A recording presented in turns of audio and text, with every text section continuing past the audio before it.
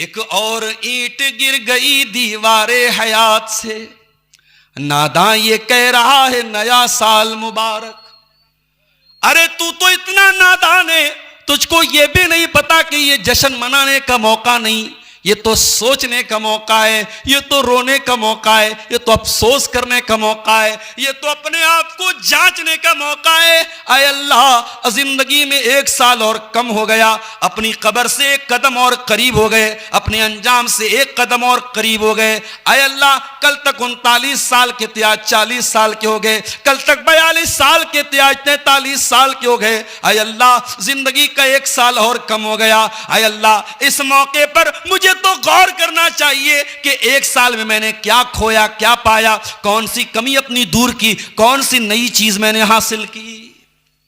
Happy new year मना रहा है। आज हमारा नौजवान लंबे लंबे प्लान बना रहा है, नया साल की तैयारी अभी से कर रहा है, किसको किसको कार्ड भेजना है, किसको किसको हैप्पी न्यू ईयर लिख के स्टेटस लगाना है। 31 दिसंबर की रात पूरी दुनिया में जितनी शराब उस रात में पी जाती है, शायद साल के 365 दिनों में कभी नहीं पी जाती। जितना ज़िना उस एक रात में होता है, जितना नाच गाना उस एक रात में देखा जाता है, शायद साल के किसी दिन में उतना नहीं देखा जाता। नए साल का त्यौहार, दुनिया भर में ये 2 त्यौहार और 2 जश्न मनाए जाते हैं। न क्रिसमस हमारा त्यौहार है, न नया साल हमारा त्यौहार है, मगर कहते हैं कि बेगाने की शादी में अब्दुल्ला दीवाना। यह त्यौहार हमारा नहीं है, लेकिन हम इसको मनाएंगे। हमारा नौजवान ठान के बैठा हुआ है। कल नेपाल में मैंने देखा, एक शॉपिंग मॉल में शाम को गया मैं, वहां देखा मैंने कि औरतों की भीड़ लगी है, बहुत भीड़ है। मैंने पूछा क्या बात है, बोले क्रिसमस का दिन है आज। उसमें मुसलमान औरतें भी पहुंची हुई हैं, कुछ बुर्का पहन के पहुंची है, कुछ बगैर बुर्के के पहुंची है। कितने हमारे नौजवान हैं सोशल मीडिया पर क्रिसमस की मुबारकबादें दे रहे हैं।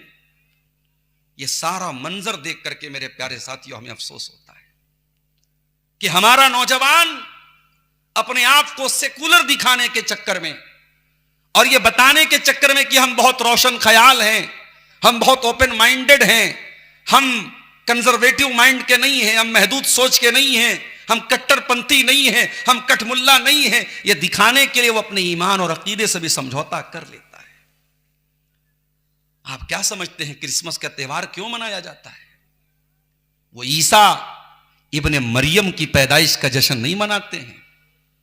पूछो जाकर के ईसाइयों से कि आज का दिन तुम क्यों मनाते हो जश्न? वो कहते हैं कि आज गॉड ने अपने सन को भेजा था दुनिया में। उनका अकीदा है, उनका बिलीफ है, उनकी आस्था है कि आज के दिन हजरत ईसा जो पैदा हुए वो नऊजुबिल्लाह अल्लाह के बेटे बनकर के दुनिया में आए। अल्लाह का भी कोई बेटा हो सकता है? हमारे तो बच्चे बच्चे को सूरह इखलास याद है, और नबी ने सिस्टम ऐसा बना दिया कि फजर की नमाज पढ़ने जाओगे, सुन्नत में कौन सी सूरतें पढ़नी है? कुल हुवल्लाहु कुल या अय्युहल काफिरून कुल हुवल्लाहु अहद। उम्रा करने जाओगे, तवाफ करने के बाद 2 रकात पढ़नी है, कौन सी उसमें सूरतें पढ़नी है? कुल हुवल्लाहु अहद कुल या अय्युहल काफिरून।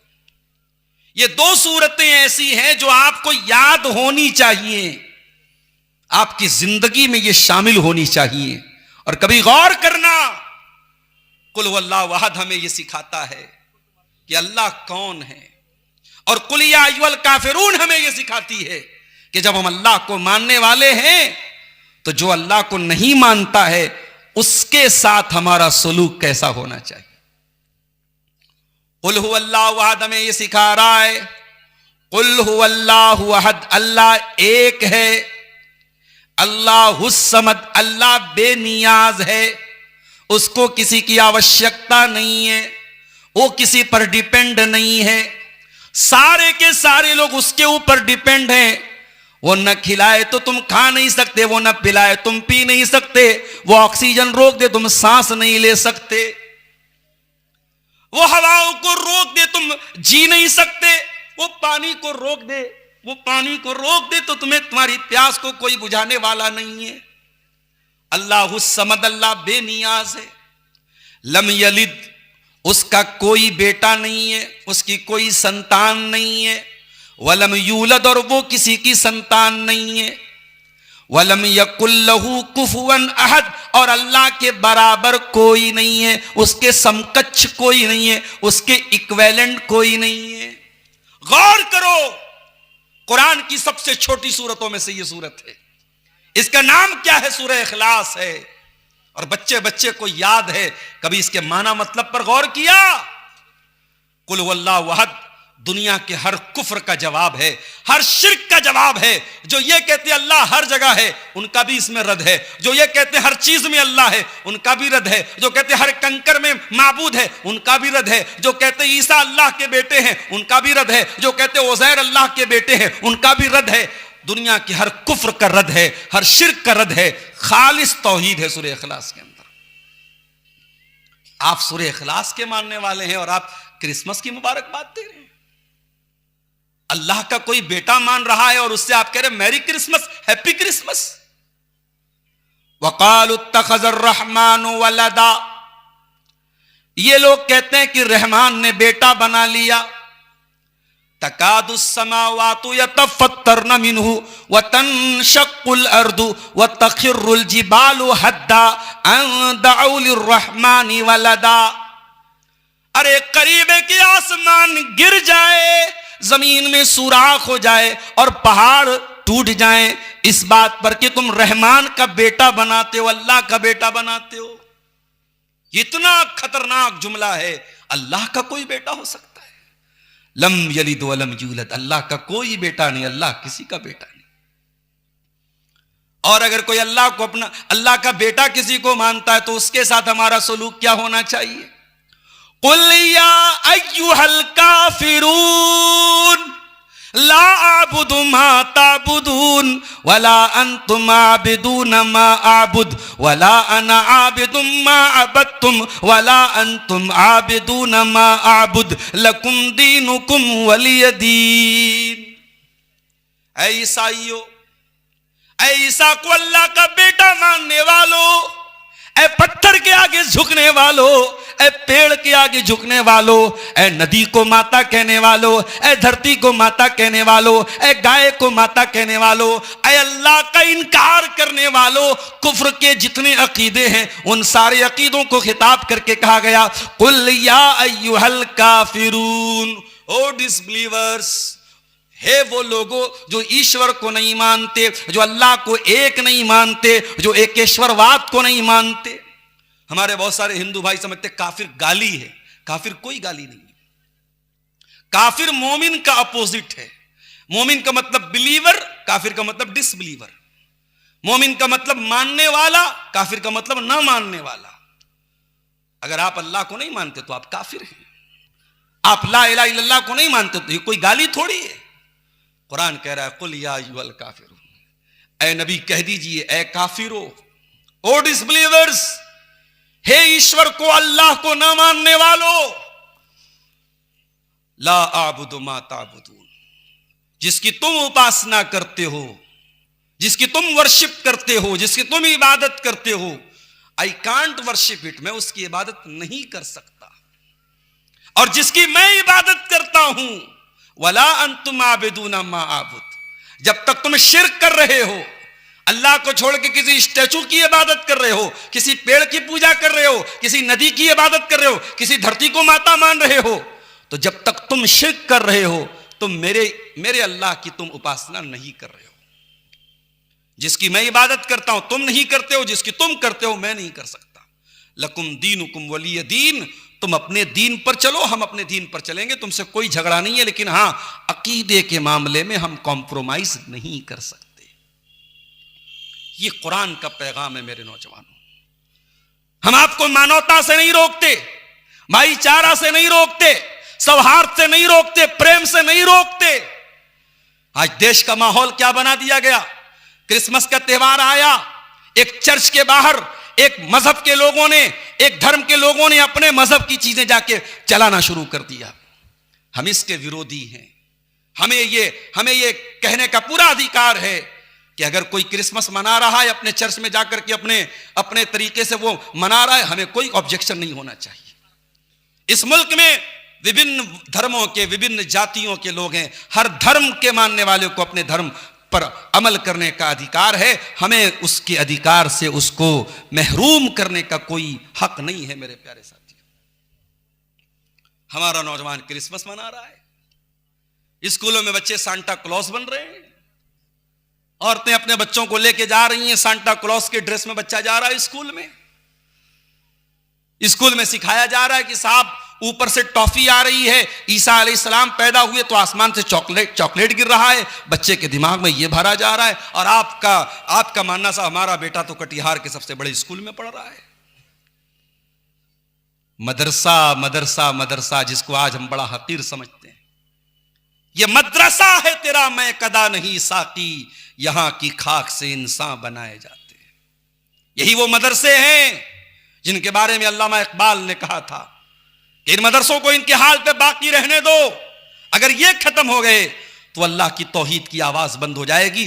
स्पेन में मैं हाल देख के आया हूं, अंदलुस में मैं हाल देख के आया हूं। ये मदरसे जब तक है मेरे प्यारे साथियों, और इसीलिए जिनकी नीयतें खराब है वो यही चाहते ये मदरसे बंद हो जाएं, काल अल्लाह की आवाजें बंद हो जाएं, काल रसूल की आवाजें बंद हो जाएं। ये मदरसे जब तक मौजूद है तौहीद की आवाज आपके कानों तक पहुंचती रहेगी। मेरे प्यारे साथियों, इन मदरसों की हिफाजत करो, इन मदरसों के चलाने वालों का सपोर्ट करो, इन मदरसों से जुड़े हुए उलमा का सपोर्ट करो मेरे प्यारे साथियों। वरना ये नौजवान नस्ल, आज जावेद अख्तर जैसा आदमी, कभी आप जाकर के पता लगाइए जावेद अख्तर का बाप कौन था, उसका दादा कौन है, उसका खानदान कैसा है। वो जावेद अख्तर किसी ऐरे गहरे नत्तू खैरे खानदान का आदमी नहीं है। अल्लामा फजल हक खैराबादी, मुस्तर खैराबादी और कौन कौन उलमा के खानदान से जावेद अख्तर साहब का ताल्लुक है। दादा आलिम, परदादा आलिम, नाना आलिम, और ऐसे आलिम जिन्होंने किताबें लिखी हैं। अगर आप दीनी तालीम से नहीं जुड़ेंगे मेरे प्यारे साथियों, दादा आलिम हो, परदादा आलिम हो, नाना आलिम हो, लेकिन अगर आप दीनी तालीम से नहीं जुड़ेंगे तो इस बात का खतरा है कि आपका भी वही हाल हो सकता है जो जावेद अख्तर का हाल हुआ है। तो मानने को तैयार ही नहीं कि कोई गॉड है, कोई अल्लाह है, कोई रब है। वो तो ये मानता है साहब दुनिया ऑटोमेटिक बन गई, अपने आप बन गई। और साहब ऐसे लोगों को दुनिया कहती है बड़े ज्ञानी हैं, ये बड़े इंटेलेक्चुअल हैं, बड़े तार्किक हैं, बड़े लॉजिक से बात करते हैं। अरे मैं कहता हूं जो इंसान अपने क्रिएटर को न पहचाने, अपने रब को न पहचाने, दुनिया की नजर में वो इंटेलेक्चुअल हो जाए, ज्ञानी हो जाए, अल्लाह की नजर में वो सबसे बड़ा जाहिल है, सबसे बड़ा स्टूपिड है, सबसे बड़ा बेवकूफ है। अल्लाह की नजर में ज्ञानी कौन है, अल्लाह की नजर में जीनियस कौन है, अल्लाह की नजर में बुद्धिमान कौन है, अल्लाह की नजर में अक्लमंद कौन है। आइए कुरान से पूछते हैं, इन्न फी खल्क़िस समावाति वल अर्दी वख्तिलाफिल लैली वन नहारी लआयातिल लिउलिल अलबाब। आसमानों की अल्लाह, आसमानों की पैदाइश में, जमीन की पैदाइश में और रात और दिन के आने जाने में अक्लमंदों के लिए, बुद्धिमान लोगों के लिए निशानियां हैं। अय अल्लाह कौन है बुद्धिमान, कौन है अक्लमंद, कौन है जीनियस? फरमाया अल्लज़ीना यज़्कुरूनल्लाह क़ियामन व क़ुऊदन व अला जुनूबिहिम। अक्लमंद वो है जो खड़े होकर के नमाज पढ़ सकते तो खड़े होके पढ़ते हैं, खड़े होके नहीं पढ़ सकते तो बैठ के पढ़ते हैं, बैठ के नहीं पढ़ सकते तो लेट कर पढ़ते हैं। ऐ मुसलमान, तुझे तेरे पैर सलामत हैं, तुझे बैसाखी के सहारे की जरूरत भी नहीं है। तेरे घर के करीब में मस्जिद की अजान की आवाज तेरे कानों तक पहुंच रही है, हय्या अला सलाह की आवाज तेरे कानों तक पहुंच रही है, फजर की अजान में अस्सलातु खैरुम मिनन नौम की आवाज भी तेरे कानों तक पहुंच रही है मुसलमान, तू कितना बड़ा नमक हराम है अपने मालिक का, जिस मालिक की जमीन पे रहता है, जिस मालिक का दिया अनाज खाता है, जिस मालिक की ऑक्सीजन में सांस लेता है, उस मालिक के लिए तुझे सजदा करने का भी टाइम नहीं है। मस्जिद तो बना ली शब भर में, ईमा की हरारत वालों ने, मन अपना पुराना पापी था, बरसों में नमाजी बन न सका। ये हमारे बुजुर्ग हजरात, ये 70 साल वाले 60 साल वाले बूढ़े ये मस्जिदों में ना जाएं तो कितनी मस्जिदों में फजर में ताला नहीं खुलेगा मेरे साथियों। हमसे बड़ा नमक हराम कौन होगा? अरे हमसे अच्छा तो वो कुत्ता है जिसका मालिक उसको थोड़ा सा हड्डी दिखा देता है तो कुत्ता अपने मालिक के लिए दुश्मन के ऊपर भौंकता है और मौका पड़े तो जान दे देता है। हमसे ज्यादा नमक हलाल तो वो घोड़ा है। वल आदियाति दबहा फलमूरियाति कदहा फलमुगीराति सुबहा फअतरन बिही नक़ा फवसतन बिही जमा। जिसका मालिक उसे थोड़ा सा चारा खिलाता है और वो घोड़ा अपने मालिक का इतना वफादार होता है, जंग के मैदान में दुश्मन की सफों को चीरता हुआ पहुंचता है, अपने मालिक के लिए जान दे देता है, मगर अपने मालिक को पीठ से नहीं उतारता है। हम तो नमाज तक पढ़ने को तैयार नहीं है मेरे साथियों, और हम दुनिया की नजर में बड़े ज्ञानी हैं साहब, बड़े अक्लमंद हैं, बड़े हम इंटेलेक्चुअल हैं।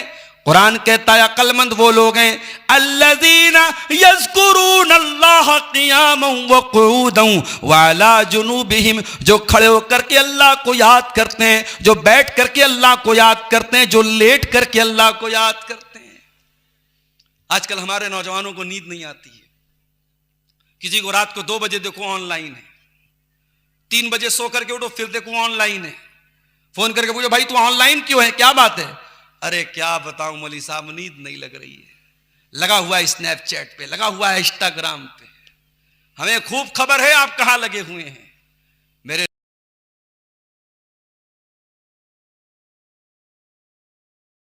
ध्यान से पूछते हैं, जुमा का दिन था, अपने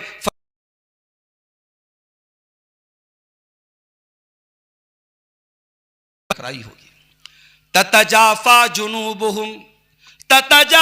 जुनूबुहुम अनिल मज़ाज यदऊन रब्बहुम खौफन व तमा व मिम्मा रज़क़नाहुम युनफिकून।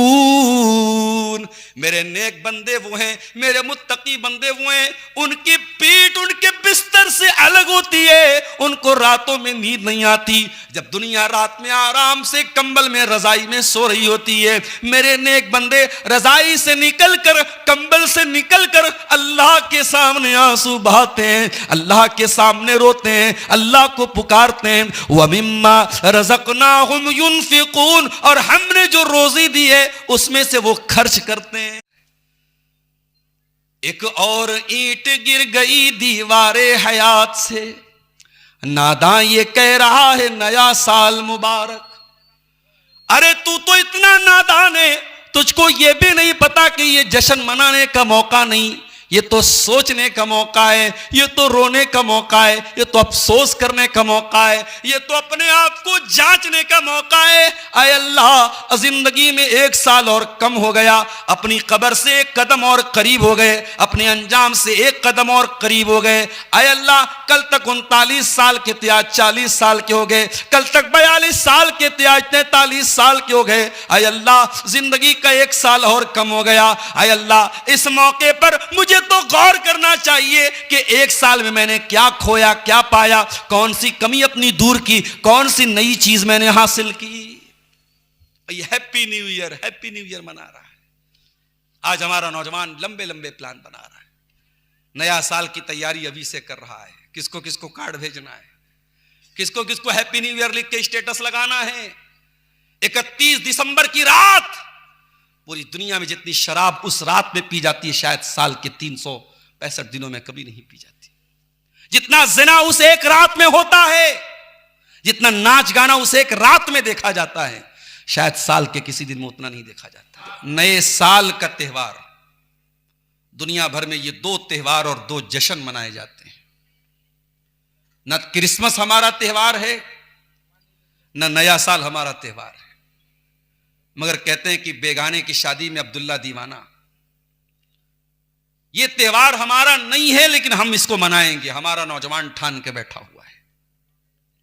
कल नेपाल में मैंने देखा, एक शॉपिंग मॉल में शाम को गया मैं, वहां देखा मैंने कि औरतों की भीड़ लगी है, बहुत भीड़ है। मैंने पूछा क्या बात है, बोले क्रिसमस का दिन है आज। उसमें मुसलमान औरतें भी पहुंची हुई हैं, कुछ बुर्का पहन के पहुंची है, कुछ बगैर बुर्के के पहुंची है। कितने हमारे नौजवान हैं सोशल मीडिया पर क्रिसमस की मुबारकबादें दे रहे हैं। यह सारा मंजर देख करके मेरे प्यारे साथियों हमें अफसोस होता है।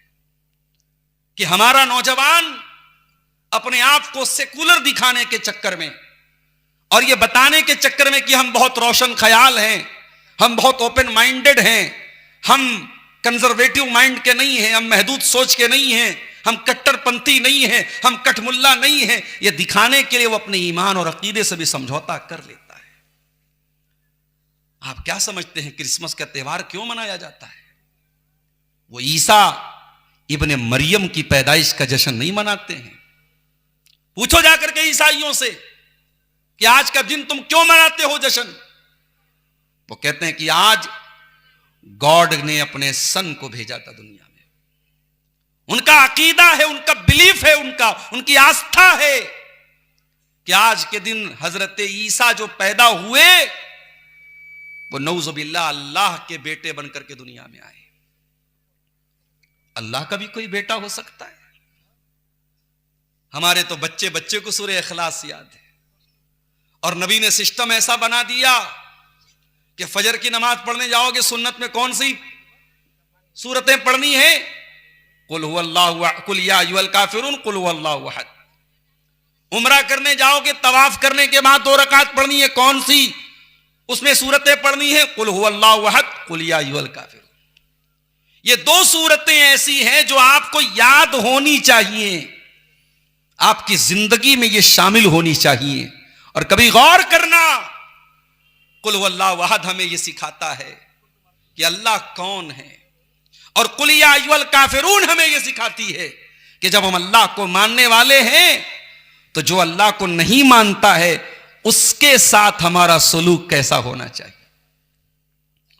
कुल हुवल्लाहु अहद हमें ये सिखा रहा है, कुल हुवल्लाहु अहद, अल्लाह एक है, अल्लाहुस समद, अल्लाह बेनियाज है, उसको किसी की आवश्यकता नहीं है, वो किसी पर डिपेंड नहीं है, सारे के सारे लोग उसके ऊपर डिपेंड हैं। वो न खिलाए तो तुम खा नहीं सकते, वो न पिलाए तुम पी नहीं सकते, वो ऑक्सीजन रोक दे तुम सांस नहीं ले सकते, वो हवाओं को रोक दे तुम जी नहीं सकते, वो पानी को रोक दे, वो पानी को रोक दे तो तुम्हें तुम्हारी प्यास को कोई बुझाने वाला नहीं है। अल्लाहुस समद, अल्लाह बेनियाज है। लम यलिद, उसका कोई बेटा नहीं है, उसकी कोई संतान नहीं है। वलम यूलद, और वो किसी की संतान नहीं है। वलम यकुल लहू कुफुवन अहद, और अल्लाह के बराबर कोई नहीं है, उसके समकक्ष कोई नहीं है, उसके इक्विवेलेंट कोई नहीं है।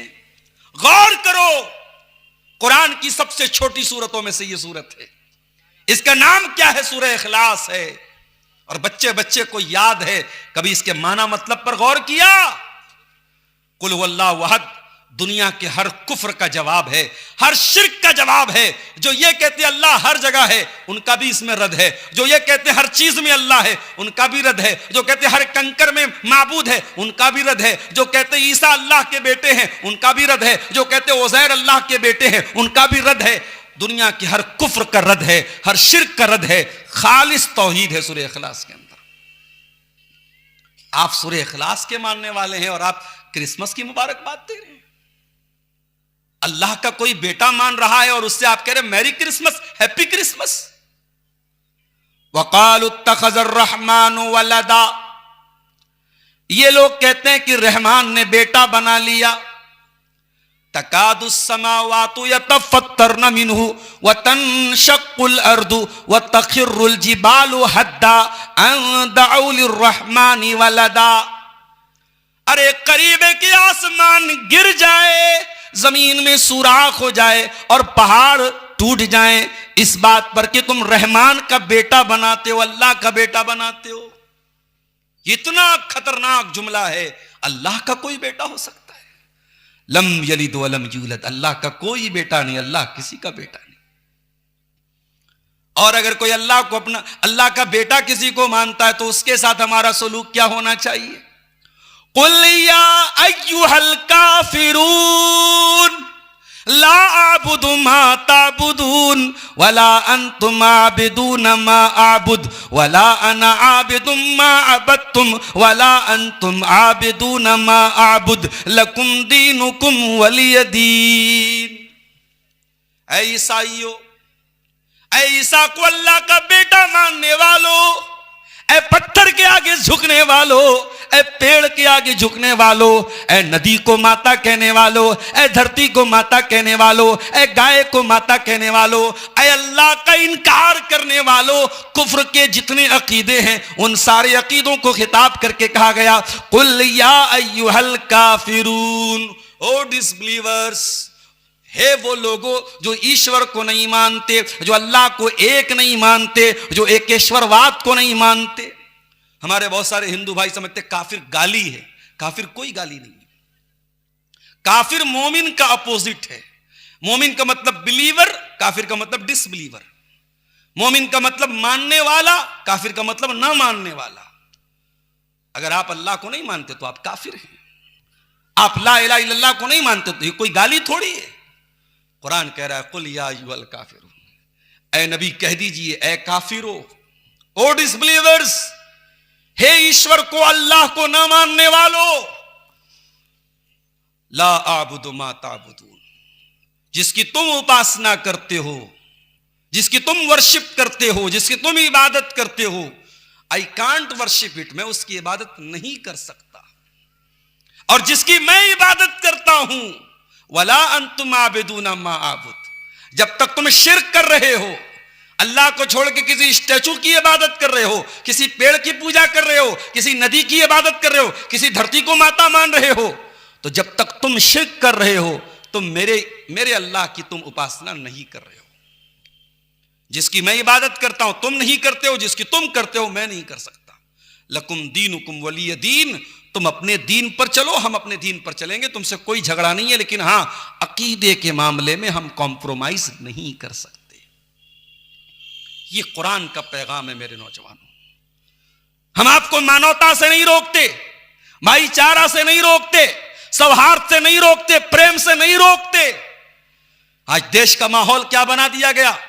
क्रिसमस का त्योहार आया, एक चर्च के बाहर एक मजहब के लोगों ने, एक धर्म के लोगों ने अपने मजहब की चीजें जाके चलाना शुरू कर दिया।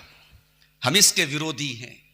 हमें ये कहने का पूरा अधिकार है कि अगर कोई क्रिसमस मना रहा है अपने चर्च में जाकर के अपने तरीके से वो मना रहा है, हमें कोई ऑब्जेक्शन नहीं होना चाहिए। इस मुल्क में विभिन्न धर्मों के, विभिन्न जातियों के लोग हैं। हर धर्म के मानने वाले को अपने धर्म पर अमल करने का अधिकार है। हमें उसके अधिकार से उसको महरूम करने का कोई हक नहीं है। मेरे प्यारे साथियों, हमारा नौजवान क्रिसमस मना रहा है, स्कूलों में बच्चे सांता क्लॉज बन रहे हैं, औरतें अपने बच्चों को लेके जा रही हैं, सांता क्लॉज के ड्रेस में बच्चा जा रहा है स्कूल में। स्कूल में सिखाया जा रहा है कि साहब ऊपर से टॉफी आ रही है, ईसा अलैहिस्सलाम पैदा हुए तो आसमान से चॉकलेट गिर रहा है, बच्चे के दिमाग में यह भरा जा रहा है। और आपका मानना सा हमारा बेटा तो कटिहार के सबसे बड़े स्कूल में पढ़ रहा है। मदरसा मदरसा मदरसा, जिसको आज हम बड़ा हकीर समझते हैं, यह मदरसा है तेरा, मैं कदा नहीं साकी, यहां की खाक से इंसान बनाए जाते हैं। यही वो मदरसे हैं जिनके बारे में अल्लामा इकबाल ने कहा था कि इन मदरसों को इनके हाल पे बाकी रहने दो, अगर ये खत्म हो गए तो अल्लाह की तौहीद की आवाज बंद हो जाएगी। स्पेन में मैं हाल देख के आया हूं, अंदलुस में मैं हाल देख के आया हूं। ये मदरसे जब तक है मेरे प्यारे साथियों, और इसीलिए जिनकी नीयतें खराब है वो यही चाहते ये मदरसे बंद हो जाएं, काल अल्लाह की आवाजें बंद हो जाएं, काल रसूल की आवाजें बंद हो जाएं। ये मदरसे जब तक मौजूद है तौहीद की आवाज आपके कानों तक पहुंचती रहेगी। मेरे प्यारे साथियों, इन मदरसों की हिफाजत करो, इन मदरसों के चलाने वालों का सपोर्ट करो, इन मदरसों से जुड़े हुए उलमा का सपोर्ट करो मेरे प्यारे साथियों। वरना ये नौजवान नस्ल, आज जावेद अख्तर जैसा आदमी, कभी आप जाकर के पता लगाइए जावेद अख्तर का बाप कौन था, उसका दादा कौन है, उसका खानदान कैसा है। वो जावेद अख्तर किसी ऐरे गहरे नत्तू खैरे खानदान का आदमी नहीं है। अल्लामा फजल हक खैराबादी, मुस्तर खैराबादी और कौन कौन उलमा के खानदान से जावेद अख्तर साहब का ताल्लुक है। दादा आलिम, परदादा आलिम, नाना आलिम, और ऐसे आलिम जिन्होंने किताबें लिखी हैं। अगर आप दीनी तालीम से नहीं जुड़ेंगे मेरे प्यारे साथियों, दादा आलिम हो, परदादा आलिम हो, नाना आलिम हो, लेकिन अगर आप दीनी तालीम से नहीं जुड़ेंगे तो इस बात का खतरा है कि आपका भी वही हाल हो सकता है जो जावेद अख्तर का हाल हुआ है। तो मानने को तैयार ही नहीं कि कोई गॉड है, कोई अल्लाह है, कोई रब है। वो तो ये मानता है साहब दुनिया ऑटोमेटिक बन गई, अपने आप बन गई। और साहब ऐसे लोगों को दुनिया कहती है बड़े ज्ञानी हैं, ये बड़े इंटेलेक्चुअल हैं, बड़े तार्किक हैं, बड़े लॉजिक से बात करते हैं। अरे मैं कहता हूं जो इंसान अपने क्रिएटर को न पहचाने, अपने रब को न पहचाने, दुनिया की नजर में वो इंटेलेक्चुअल हो जाए, ज्ञानी हो जाए, अल्लाह की नजर में वो सबसे बड़ा जाहिल है, सबसे बड़ा स्टूपिड है, सबसे बड़ा बेवकूफ है। अल्लाह की नजर में ज्ञानी कौन है? अल्लाह की नजर में जीनियस कौन है? अल्लाह की नजर में बुद्धिमान कौन है? अल्लाह की नजर में अक्लमंद कौन है? आइए कुरान से पूछते हैं, इन्न फी खल्क़िस समावाति वल अर्दी वख्तिलाफिल लैली वन नहारी लआयातिल लिउलिल अलबाब।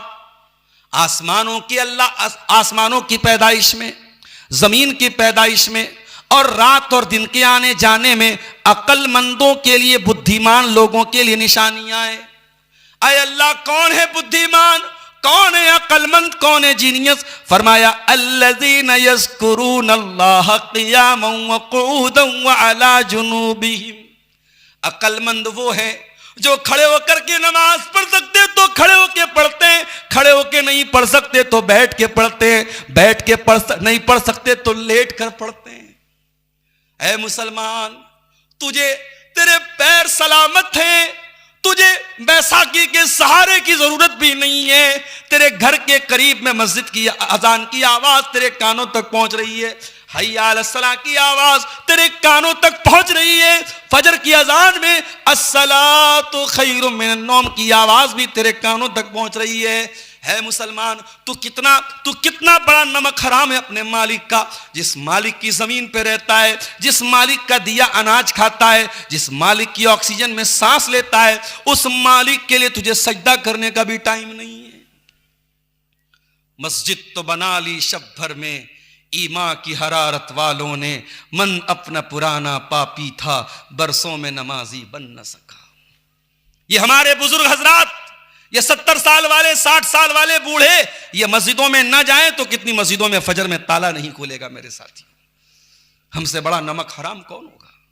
अरे हमसे अच्छा तो वो कुत्ता है जिसका मालिक उसको थोड़ा सा हड्डी दिखा देता है तो कुत्ता अपने मालिक के लिए दुश्मन के ऊपर भौंकता है और मौका पड़े तो जान दे देता है।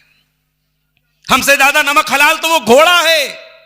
वल आदियाति दबहा फलमूरियाति कदहा फलमुगीराति सुबहा फअतरन बिही नक़ा फवसतन बिही जमा।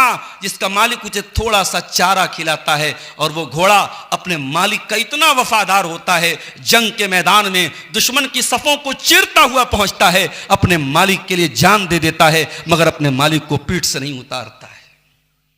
हम तो नमाज तक पढ़ने को तैयार नहीं है मेरे साथियों, और हम दुनिया की नजर में बड़े ज्ञानी हैं साहब, बड़े अक्लमंद हैं, बड़े हम इंटेलेक्चुअल हैं। कुरान कहता है अक्लमंद वो लोग हैं अल्लज़ीना यज़्कुरूनल्लाह क़ियामन व क़ुऊदन व अला जुनूबिहिम, जो खड़े होकर के अल्लाह को याद करते हैं, जो बैठ करके अल्लाह को याद करते हैं, जो लेट करके अल्लाह को याद करते हैं। आजकल हमारे नौजवानों को नींद नहीं आती है, किसी को रात को 2 बजे देखो ऑनलाइन है, 3 बजे सो करके उठो फिर देखो ऑनलाइन है, फोन करके पूछो भाई तू ऑनलाइन क्यों है, क्या बात है? अरे क्या बताऊं मौलवी साहब, नींद नहीं लग रही है, लगा हुआ है स्नैपचैट पे, लगा हुआ है इंस्टाग्राम पे, हमें खूब खबर है आप कहां लगे हुए हैं। मेरे नौजवानों, जिसके दिल में अल्लाह का डर होता है उसकी नींद कहां लगती है? आओ जरा कुरान से पूछते हैं। जुमा का दिन था, अपने फजर की नमाज अगर मस्जिद में पढ़ी होगी, इमाम साहब ने सूरह सजदा पढ़ाई होगी तो सूरह सजदा की आयत भी आपके कानों से टकराई होगी। ततजाफा जुनूबुहुम अनिल मज़ाज यदऊन रब्बहुम खौफन व तमा व मिम्मा रज़क़नाहुम युनफिकून। मेरे नेक बंदे वो हैं, मेरे मुत्तकी बंदे वो हैं, उनकी पीठ उनके बिस्तर से अलग होती है, उनको रातों में नींद नहीं आती। जब दुनिया रात में आराम से कंबल में रजाई में सो रही होती है, मेरे नेक बंदे रजाई से निकलकर, कंबल से निकलकर अल्लाह के सामने आंसू बहाते हैं, अल्लाह के सामने रोते हैं, अल्लाह को पुकारते हैं। व मिम्मा रज़क़नाहुम युनफिकून, और हमने जो रोजी दी है उसमें से वो खर्च करते हैं। अच्छा, तहज्जुद के बाद अल्लाह ने खर्च करने का जिक्र क्यों किया? उलमा ने दो बात लिखी है। तहज्जुद पढ़ोगे तो माल में बरकत होगी। जो परेशान है कारोबार से, बिजनेस में लॉस हो रहा है, कारोबार में नुकसान हो रहा है, उनको तरीका बता रहा हूं, तहज्जुद पढ़ना शुरू कर दो, इंशाअल्लाह बरकत होगी। एक तो उलमा ने बताया कि इसका यह फायदा है, तहज्जुद पढ़ोगे बरकत होगी। और दूसरा फायदा क्या है? तहज्जुद पढ़ोगे तो हाथ ऊंचा होगा। गांव की मस्जिद बन रही है, 5,000 देने वाले थे, 10,000 देने का जज्बा पैदा होगा, दिल बड़ा होगा, हाथ ऊंचा होगा, अल्लाह की राह में खर्च करने का जज्बा पैदा होगा। तो अक्लमंद वो लोग हैं जो अल्लाह को याद करते हैं, खड़े होकर के, बैठ करके, लेट करके। वयतफक्करून फी खल्क़िस समावाति वल अर्ज़ि रब्बना मा खलक़्त हाज़ा बातिला। और अक्लमंद कौन लोग हैं? फरमाया वो लोग हैं जो आसमानों और जमीन में गौर करते हैं। जमीन और आसमान पे जो गौर करते हैं वो अक्लमंद है। इसका मतलब कि साइंस पढ़ने के बाद इंसान अल्लाह की और करीब आ जाएगा अगर ढंग से वो साइंस पढ़ेगा। जो जमीन और आसमान पर गौर करेगा, जिसको पता चलेगा इतने बड़े यूनिवर्स में एक छोटा सा गोला है जिसको जमीन कहते हैं, उस जमीन में बहुत सारे ममालिक और कंट्रीज हैं। उन कंट्रीज में से कंट्री भारत है, और भारत का एक छोटा सा सूबा बिहार है, और बिहार के एक छोटे से गांव में मैं रहता हूं। इंसान को अपनी औकात पता लग जाएगी, इंसान को पता लग जाएगा जिसने यूनिवर्स बनाया वो कैसा होगा। हम तो इस यूनिवर्स के एक छोटे से गोले के, एक छोटे से मुल्क के छोटे से गांव में रहने वाले हैं। तो जो जमीन और आसमान पर गौर करेगा वो कहां पहुंचेगा? वो जावेद अख्तर नहीं बनेगा, वो मुल्हिद नहीं बनेगा, वो एथिस्ट नहीं बनेगा, वो क्या बनेगा? रब्बना मा खलक़्त हाज़ा बातिला। ऐ अल्लाह, हम दुनिया में कोई छोटा सा काम भी करते हैं तो बेकार नहीं करते। ये माइक यहां लगाए तो जरूर इसका कोई काम है, ये टेबल यहां लगाए तो जरूर इसका कोई काम है, ये यूट्यूबर्स ने कैमरे लगाए तो जरूर इनका कोई काम है। ऐ अल्लाह, जब इंसान बेमकसद कोई काम नहीं करता, तू तो क्रिएटर है, तू तो सारी कायनात का निर्माण करने वाला है। रब्बना मा खलक़्त हाज़ा बातिला। ऐ अल्लाह, तूने दुनिया को बेमकसद नहीं बनाया, तूने बेकार नहीं बनाया। सुब्हानक फक़िना अज़ाबन नार। परवरदिगार हमको जहन्नम की आग से बचा ले। तो जो अल्लाह की नजर में अक्लमंद कौन है? जो अपनी जिंदगी के मकसद को पहचानता है, जिसको अपने जीवन का उद्देश्य न पता हो, जिसकी जिंदगी का सिर्फ 3 मकसद हो, खाना, पीना और इंजॉय करना। अगर to eat, to drink, to enjoy, अगर ये आपकी जिंदगी का मकसद है तो माफ कीजिए, फिर आपके बीच में और एक काफिर और मुशरिक के बीच में क्या फर्क है? अल्लाह कहता है रुबमा यवद्दुल्लज़ीना कफरू लौ कानू मुस्लिमीन, 14वें पारे की पहली आयत। रुबमा यवद्दुल्लज़ीना कफरू लौ कानू मुस्लिमीन। एक दिन ऐसा आएगा, ये काफिर लोग कहेंगे काश हम भी दुनिया में मुसलमान होते। ज़रुहुम याकुलू व यतमत्तउ व युल्हिहिमुल अमलु फसौफ यअलमून। ऐ नबी, इनको इनके हाल पे छोड़ दो, इनका तो 3 ही काम है, ये खाएंगे, ये पिएंगे और ये लंबे लंबे प्लान बनाएंगे। आज हमारा नौजवान लंबे लंबे प्लान बना रहा है, नया साल की तैयारी अभी से कर रहा है, किसको किसको कार्ड भेजना है, किसको किसको हैप्पी न्यू ईयर लिख के स्टेटस लगाना है। 31 दिसंबर की रात, पूरी दुनिया में जितनी शराब उस रात में पी जाती है, शायद साल के 365 दिनों में कभी नहीं पी जाती। जितना ज़िना उस एक रात में होता है, जितना नाच गाना उस एक रात में देखा जाता है, शायद साल के किसी दिन में उतना नहीं देखा जाता है। एक और ईंट गिर गई दीवारे हयात से, नादां ये कह रहा है नया साल मुबारक। अरे तू तो इतना नादान है, तुझको ये भी नहीं पता कि ये जश्न मनाने का मौका नहीं, ये तो सोचने का मौका है, ये तो रोने का मौका है, ये तो अफसोस करने का मौका है, ये तो अपने आप को जांचने का मौका है। आय अल्लाह, जिंदगी में 1 साल और कम हो गया, अपनी कब्र से 1 कदम और करीब हो गए, अपने अंजाम से 1 कदम और करीब हो गए। आय अल्लाह, कल तक 39 साल के थे, आज 40 साल के हो गए, कल तक 42 साल के थे, आज 43 साल के हो गए। आय अल्लाह, जिंदगी का 1 साल और कम हो गया। आय अल्लाह, इस मौके पर मुझे तो गौर करना चाहिए कि 1 साल में मैंने क्या खोया, क्या पाया, कौन सी कमी अपनी दूर की, कौन सी नई चीज मैंने हासिल की। Happy new year, happy new year मना रहा है। एक नज़्म बड़ी अच्छी थी नए साल पर, मूड बना है तो सुना ही देता हूं।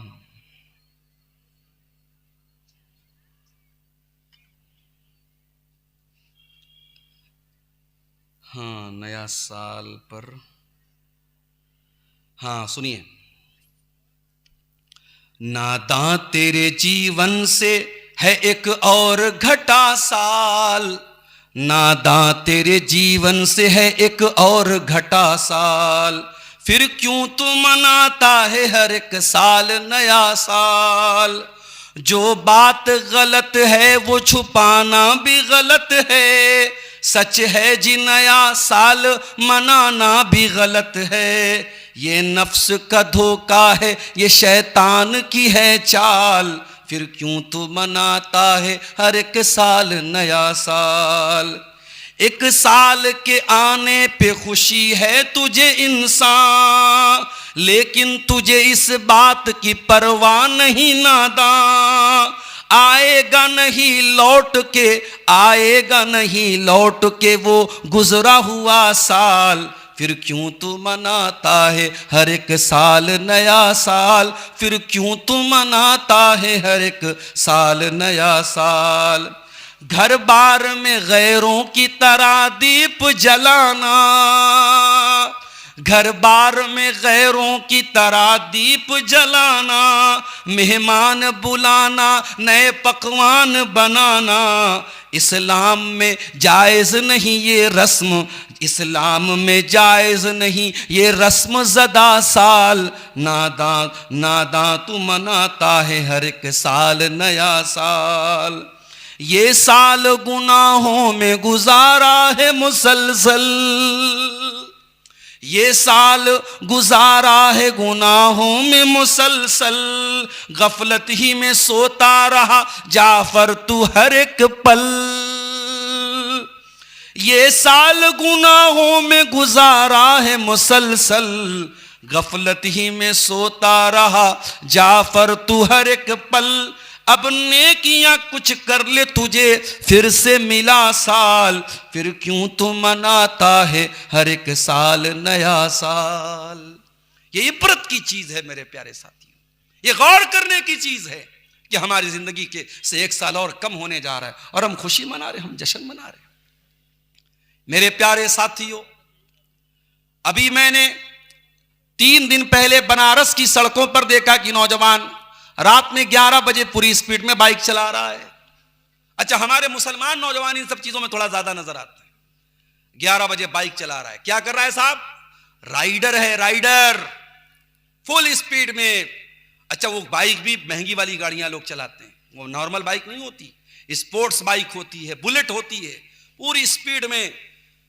कोई 100 की स्पीड में चला रहा, कोई 120 की स्पीड में चला रहा है। अपनी जान को भी खतरे में डाल रहा है, दूसरों की जान को भी खतरे में डाल रहा है। अरे नादान, ये जिंदगी एक बार चली जाएगी तो दोबारा नहीं मिलेगी। अपनी जान को खतरे में न डाल। ये जिंदगी अल्लाह की अमानत है, ये जवानी अल्लाह की अमानत है। इसे नुमाइश में न गुजार, इसे अय्याशियों में न गुजार, इस जवानी का हिसाब देना पड़ेगा तुझे।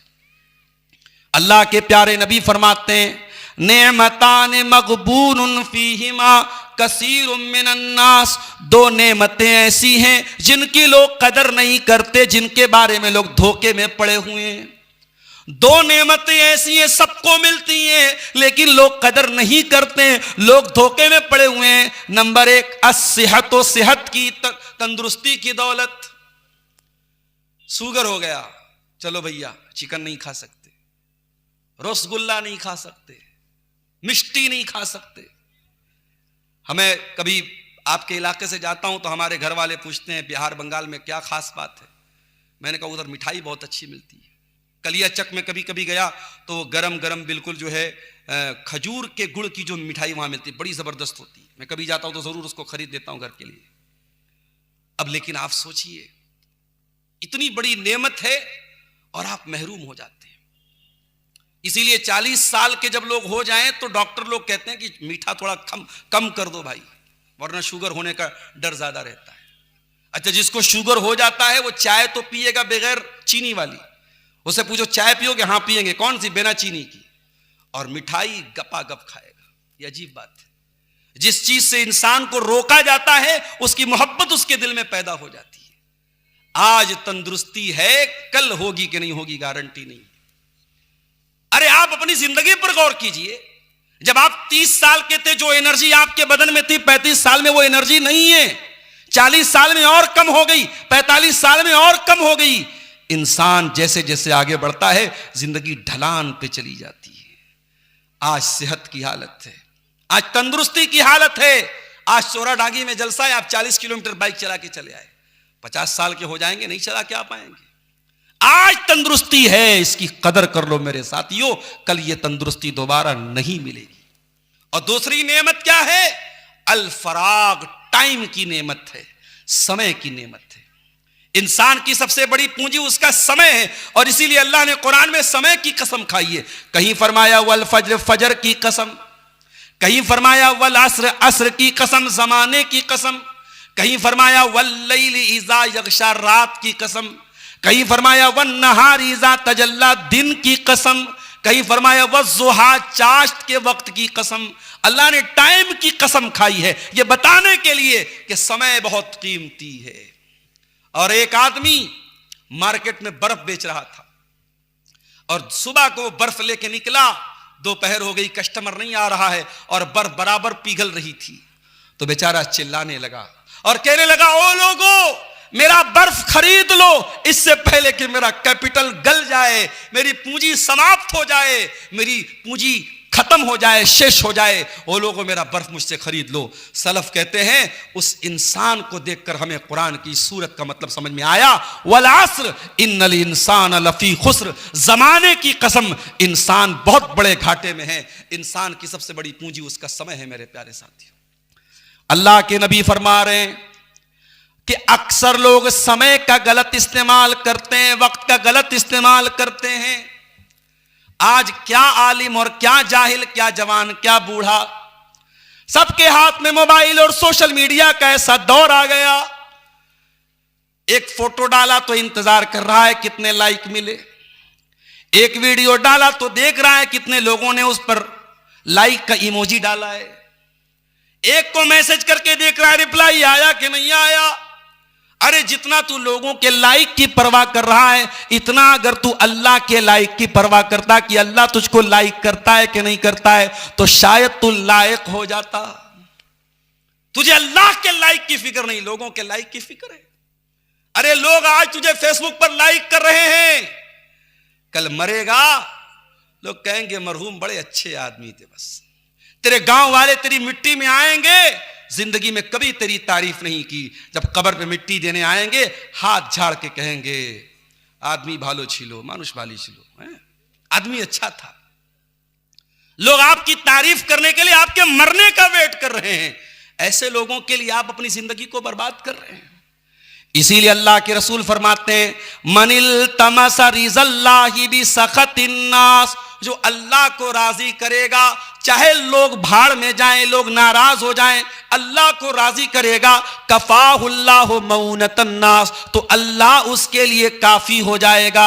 और जो अल्लाह को नाराज करके लोगों को राजी करने की कोशिश करेगा, वकलहुल्लाहु इलन नास, तो अल्लाह ताला लोगों के हवाले उसको कर देगा। आप जानते हैं हमारे भारत में अगर आप किसी बच्चे को गोद ले लेते हैं तो भारत का कानून क्या कहता है कि वह आपकी संतान माना जाएगा, आपका बेटा माना जाएगा। लेकिन इस्लाम में आप अगर किसी बच्चे को पाल लेते हैं या अपना बेटा बोल लेते हैं, मुंह बोला बेटा मान लेते हैं, तो आपके मान लेने से वो आपका बेटा नहीं हो जाएगा। ये इस्लाम का कानून है। अब बहुत गौर से सुनिएगा। अल्लाह के नबी ने हजरत जैद को पाला, उनको मुंह बोला बेटा बना लिया। बेटे की तरह हजरत जैद अल्लाह के रसूल के घर में रहते थे। इतनी ज्यादा मोहब्बत अल्लाह के रसूल सल्लल्लाहु अलैहि वसल्लम हजरत जैद से करते थे कि हजरत जैद के बाप का लोग नाम नहीं लेते थे, बल्कि जैद इब्ने मोहम्मद कहते थे उनको। जैद की शादी होती है किससे? हजरत ज़ैनब बिन्त जहश से, जो अल्लाह के रसूल की फूफी की बेटी थी। जैद भी बहुत अच्छे खानदान के थे, लेकिन किसी जमाने में डाकुओं ने पकड़ करके गुलाम बना के बेच दिया था, तो मक्के में लोग इनको गुलाम समझते थे। जब अल्लाह के नबी ने जैद की शादी अपनी फूफी की बेटी से करा दी, तो यह रिश्ता ज्यादा दिन तक नहीं चल पाया। इसीलिए उलमा कहते हैं कि रिश्ता करो तो ऐसी जगह रिश्ता करो जहां आपका मिजाज तालमेल खा जाए। आप बहुत पैसे वाले हैं और आप बहुत गरीब फैमिली में शादी करेंगे, तालमेल थोड़ा मुश्किल हो जाएगा। आप गांव के हैं, शहर की लड़की लेके आ जाएंगे, तालमेल थोड़ा मुश्किल हो जाएगा। अपने माहौल में, अपने एटमॉस्फेयर में, अपने कल्चर में शादी करना बेहतर है अगर दीनदारी है तो, ताकि तालमेल खा जाए। क्योंकि रिश्ता जब होता है तो तालमेल का होना बहुत जरूरी है। जैद भी बहुत नेक इंसान है, ज़ैनब भी बहुत नेक औरत है, मगर तालमेल नहीं हो पा रहा था। अब हजरत जैद के दिल में ख्याल आया कि मैं तलाक दे दूं।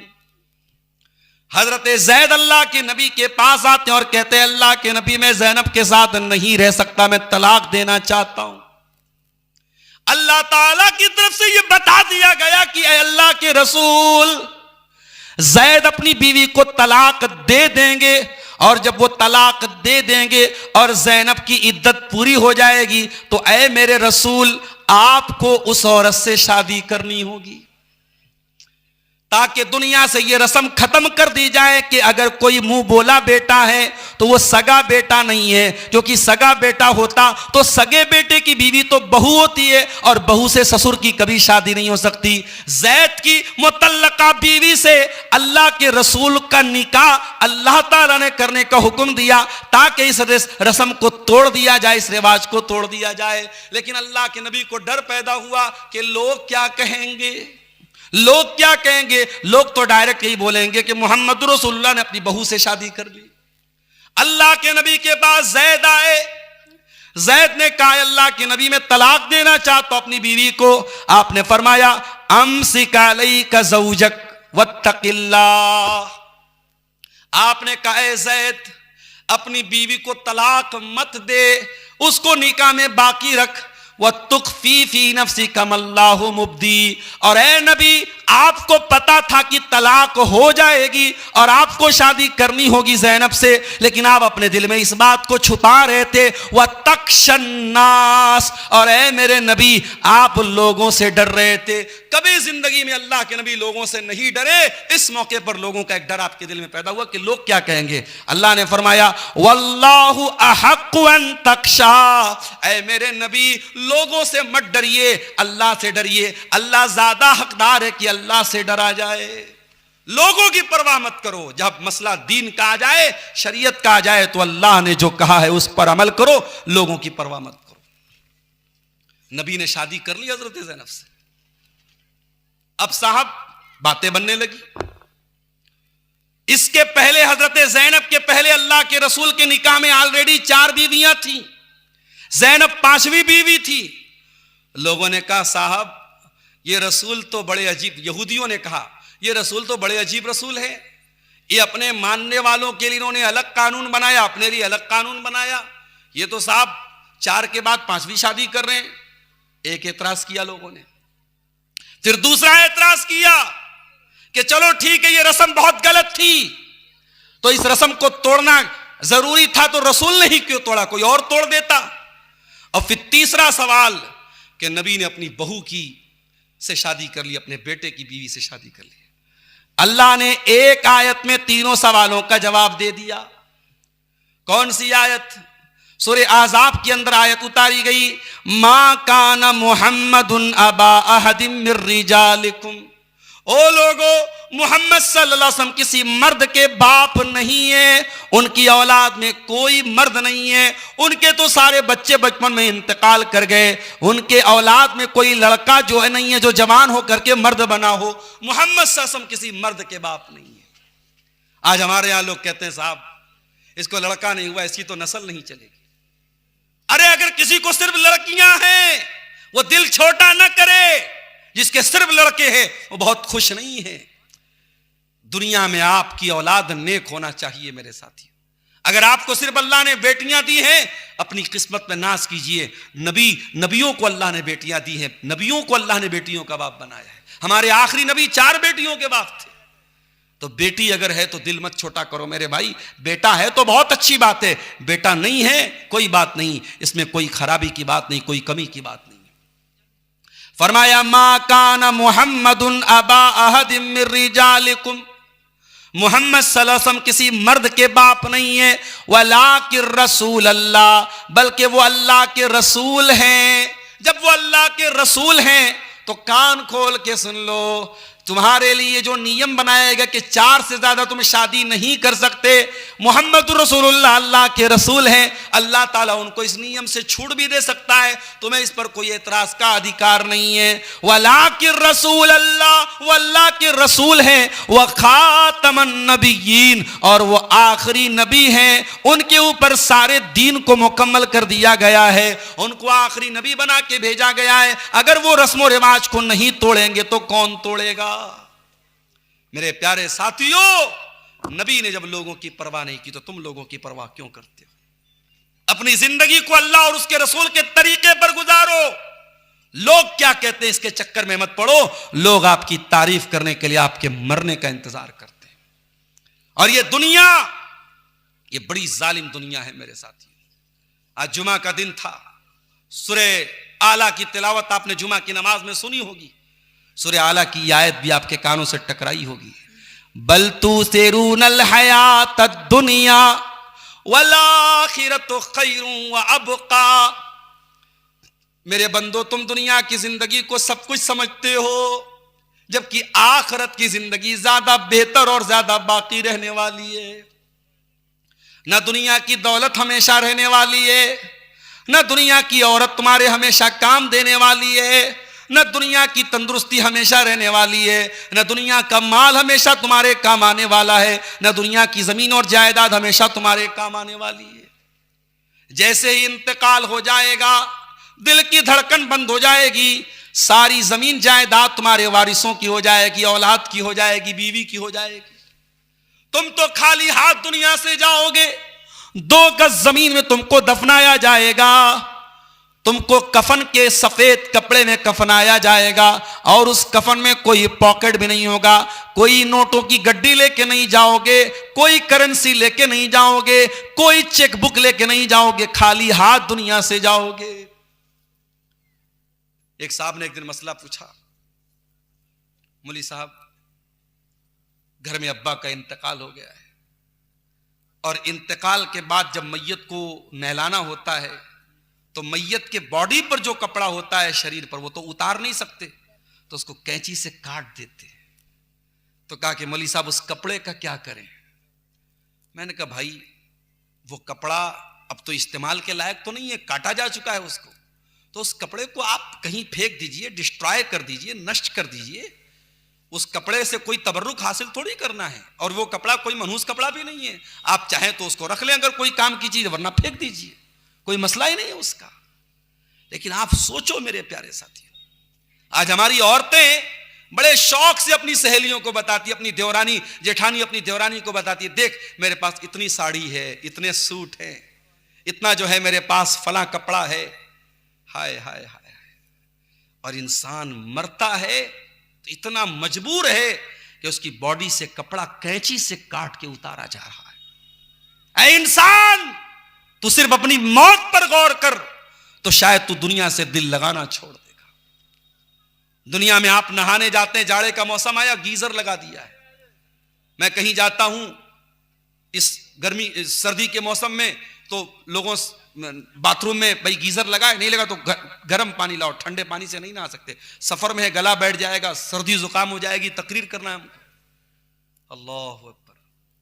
मरने के बाद कौन पूछता है भाई? मरने के बाद कौन पूछता है कि गर्म पानी से नहाना है कि ठंडे पानी से नहाना है? जिंदगी भर हमेशा गीजर के पानी से नहाता रहा। आज नहलाने वाला नहीं पूछ रहा है कि तुझे ठंडे से नहलाऊं कि गर्म से नहलाऊं। दुनिया में अपने पसंद के साबुन से नहाता रहा, लाइफ बॉय से नहाता रहा, डव से नहाता रहा, बाल पर पसंद का शैम्पू लगाता रहा, चेहरे पर फेस वॉश लगाता रहा, दाढ़ी पर सीरम लगाता रहा, बॉडी पर लोशन लगाता रहा। आज मरने के बाद तुझे दूसरे नहला रहे हैं। कोई तेरी गंदगी साफ कर रहा है, कोई तेरे बदन पे पानी डाल रहा है, कोई तुझे कफन का कपड़ा कफना रहा है, और नहलाने के बाद, कफनाने के बाद अपनी फॉर्च्यूनर पे चलने वाला, अपनी रूफ टॉप वाली गाड़ी से सर निकाल के दुनिया को अपनी शान शौकत दिखाने वाला आज जब मर गया है, जनाजा निकला है, तो 4 लोगों के कंधे पे सवार होके कब्रिस्तान जा रहा है और दुनिया को ये पैगाम दे रहा है, हो लोगों, बहुत मैंने जिंदगी गुजार ली, अब अपना अमल लेकर के अल्लाह के पास जा रहा हूं, अपनी नेकी लेके अल्लाह के पास जा रहा हूं, अपना गुनाह लेके अल्लाह के पास जा रहा हूं। अब न कब्र में तुम मेरे काम आओगे, न कयामत के दिन तुम मेरे काम आओगे। कब्र में उतारा जा रहा है, बेटे की आंखों से आंसू बह रहे हैं, बाप का जनाजा है, भाई की आंखों से आंसू बह रहे, भाई का जनाजा है, मगर भाई अपने बाप के साथ कब्र में अपने भाई के साथ सोने को तैयार नहीं है, बेटा अपने बाप के साथ जनाजे के साथ सोने को तैयार नहीं है। अरे सोना तो बहुत दूर की बात है, 24 घंटे से ज्यादा कोई डेड बॉडी नहीं रखता है, कोई शरीर को नहीं रखता है। अरे जल्दी से दफना दो वरना बॉडी में से महक आने लगेगी, बदबू आने लगेगी। और जिस हिसाब से ऑनलाइन का दौर चल रहा है, मेरा जुमला नोट कर लीजिए, आने वाले 10-20 सालों के बाद यह भी होगा, बाप का इंतकाल होगा, बेटा फोन करेगा ऑनलाइन, हाँ भाई आ जाओ, कफना दो, दफना दो, मेरी जान छूटे। वो दौर भी आने वाला है, सब ऑनलाइन होगा, तो बाप का जनाजा भी ऑनलाइन करवाया जाएगा। कोई इमाम साहब पैसा लेके जनाजा पढ़ा देंगे, कोई कब्र बनाने वाला कब्र में बेटा बस घर में बैठ के दुआ कर देगा, वो पता नहीं दुआ भी करेगा कि नहीं करेगा। इसीलिए मैं कहता हूं, अपनी औलाद में से किसी एक बच्चे को आलिम बनाओ। उत्तर प्रदेश में एक जगह है मुबारकपुर, वहां एक जनाजे में मैं गया, वहां एक बहुत बड़े मौलाना का जनाजा था, मौलाना फजल हक मुबारकपुरी। उनके 5 बेटे हैं, सब आलिम है माशाअल्लाह। बाप का जनाजा आया, हर बेटा इस काबिल है कि बाप का जनाजा पढ़ा सकता है। बड़े बेटे ने जनाजे की नमाज पढ़ाई। वो मंजर देखकर मेरा दिल बाग बाग हो गया कि अल्लाह, ऐसा भी जनाजा होता है कि हर बेटा इस काबिल हो कि बाप की जनाजे की नमाज पढ़ा सके। मेरे भाइयों, हो सके तो अपने किसी एक बच्चे को तो इस काबिल बनाओ। इंजीनियर तो बहुत से बन जाएंगे, डॉक्टर तो बहुत से बन जाएंगे, लॉयर तो बहुत से बन जाएंगे, एक बेटा तो ऐसा बनाओ कि जब तुम्हारा इंतकाल हो तो बेटा खड़ा होकर के आपकी जनाजे की नमाज तो पढ़ सके। जब दुआ के लिए हाथ उठाए तो कम से कम ये कह सके, रब्बिरहमहुमा कमा रब्बयानी सगीरा, परवरदिगार मेरे माँ बाप पर रहम फरमा, इन्होंने बड़ी मोहब्बतों से मुझको पाला था। मेरे प्यारे साथियों, मरने वाला कब्र में चला गया, मट्टी देने वाले घर जा चले गए, 2 फरिश्ते आते उसके पास, एक का नाम मुनकर और एक का नाम नकीर है। वो दोनों फरिश्ते मैयत को के अंदर दोबारा रूह डालते हैं और मैयत को बिठाते हैं और 3 सवाल करते हैं। मन रब्बू का, तेरा रब कौन है? मन नबियों का, तेरे नबी कौन है? मां दीनों का, तेरा दीन क्या है? ये 3 सवाल कब्र में हर मुर्दे से पूछा जाएगा। अब अगर बंदा मोमिन होगा और पक्का तौहीद वाला होगा, सही अमल करने वाला होगा, वो कहेगा मेरा रब अल्लाह है, मेरा दीन इस्लाम है और मेरे नबी मोहम्मद सल्लल्लाहु अलैहि वसल्लम है। फरिश्ता पूछेगा तुझे इन 3 सवालों का जवाब कैसे पता चला? बंदा कहेगा क़राअतु किताब अल्लाह फ़आमनतु बिही वसद्दक़तु बिही, मैंने अल्लाह की किताब को पढ़ा था, मैंने कुरान को पढ़ा था, I have knowledge of the Quran, मेरे पास कुरान का इल्म था। पता ये चला साइंस कब्र में काम नहीं आएगी, मैथमेटिक्स कब्र में काम नहीं आएगी, ज्योग्राफिया की किताबें कब्र में काम नहीं आएंगी, विज्ञान की किताबें कब्र में काम नहीं आएंगी। कब्र में अगर काम आएगा तो कुरान और हदीस का इल्म काम आएगा, जिसको हम और आप हकीर समझते हैं। ये कुरान और हदीस का इल्म हकीर मत समझो मेरे साथियों, ये कब्र में भी आपके काम आएगा और कयामत के दिन मैदान महशर में भी काम आएगा। और मेरा जुमला नोट कर लो, अपने बच्चों को दीन सिखाओ मेरे साथियों। आने वाला दौर बहुत नाजुक है, कुफ्र और इर्तिदाद की ऐसी लहरें चलेंगी, आपको अपने बच्चों को बचाना मुश्किल हो जाएगा। ये सोशल मीडिया में जो पीले पड़े हैं आपके बच्चे, 20 साल बाद आने वाली जो नस्ल होगी वो सोशल मीडिया की पैदावार होगी। वो रात दिन यूट्यूब देखने वाली, इंस्टाग्राम चलाने वाली वो नस्ल होगी। वो नस्ल अल्लाह को मानेगी कि नहीं मानेगी?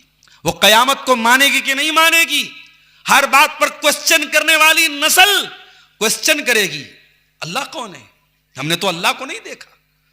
अगर कोई अल्लाह है तो दिखाई क्यों नहीं देता? फरिश्ते हैं तो दिखाई क्यों नहीं देते? वो नहीं मानेगा कयामत के दिन को, वो नहीं मानेगा अल्लाह को, वो नहीं मानेगा तकदीर को। वो दौर आएगा, और जब वो दौर आएगा तो हमें क्या करना है?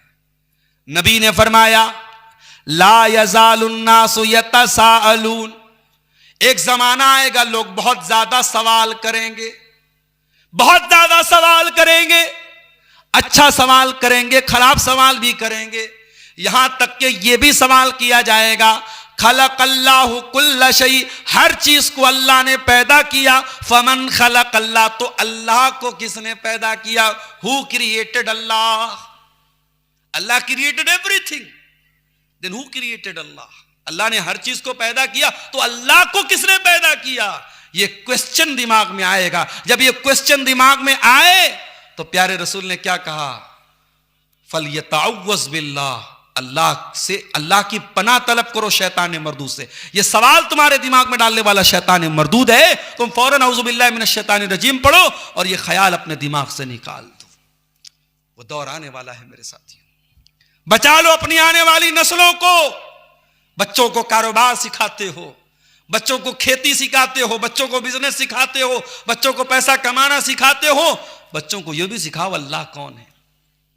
और जब बच्चे ये जान जाएंगे अल्लाह कौन है तो इंशाअल्लाह वो गुनाह के करीब नहीं जाएंगे। जिसको ये पता लग जाए अल्लाह कौन है, वो पाप नहीं करेगा, वो गुनाह नहीं करेगा। किसी ने मुझे बताया कि सोहरा डांगी के जलसे में सीसीटीवी कैमरा लगा है।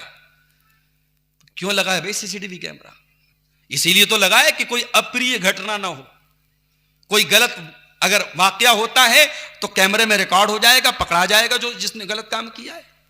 दुनिया में कैमरा लगा है तो घटनाएं नहीं होती हैं, अपराध नहीं होता है।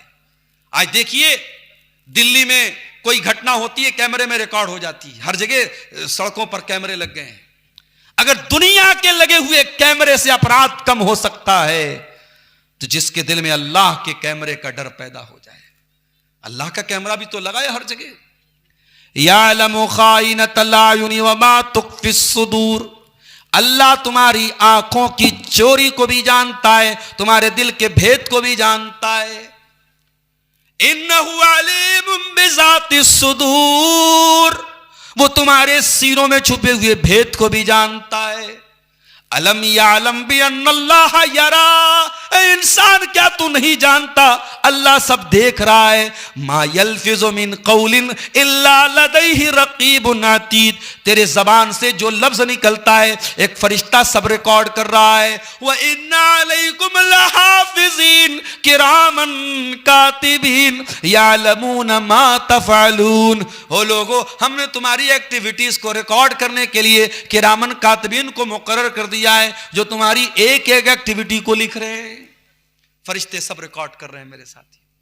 अल्लाह का कैमरा, उसका डर जब आपके बच्चे के अंदर पैदा होगा वो ऑटोमेटिक गुनाहों से बचेगा।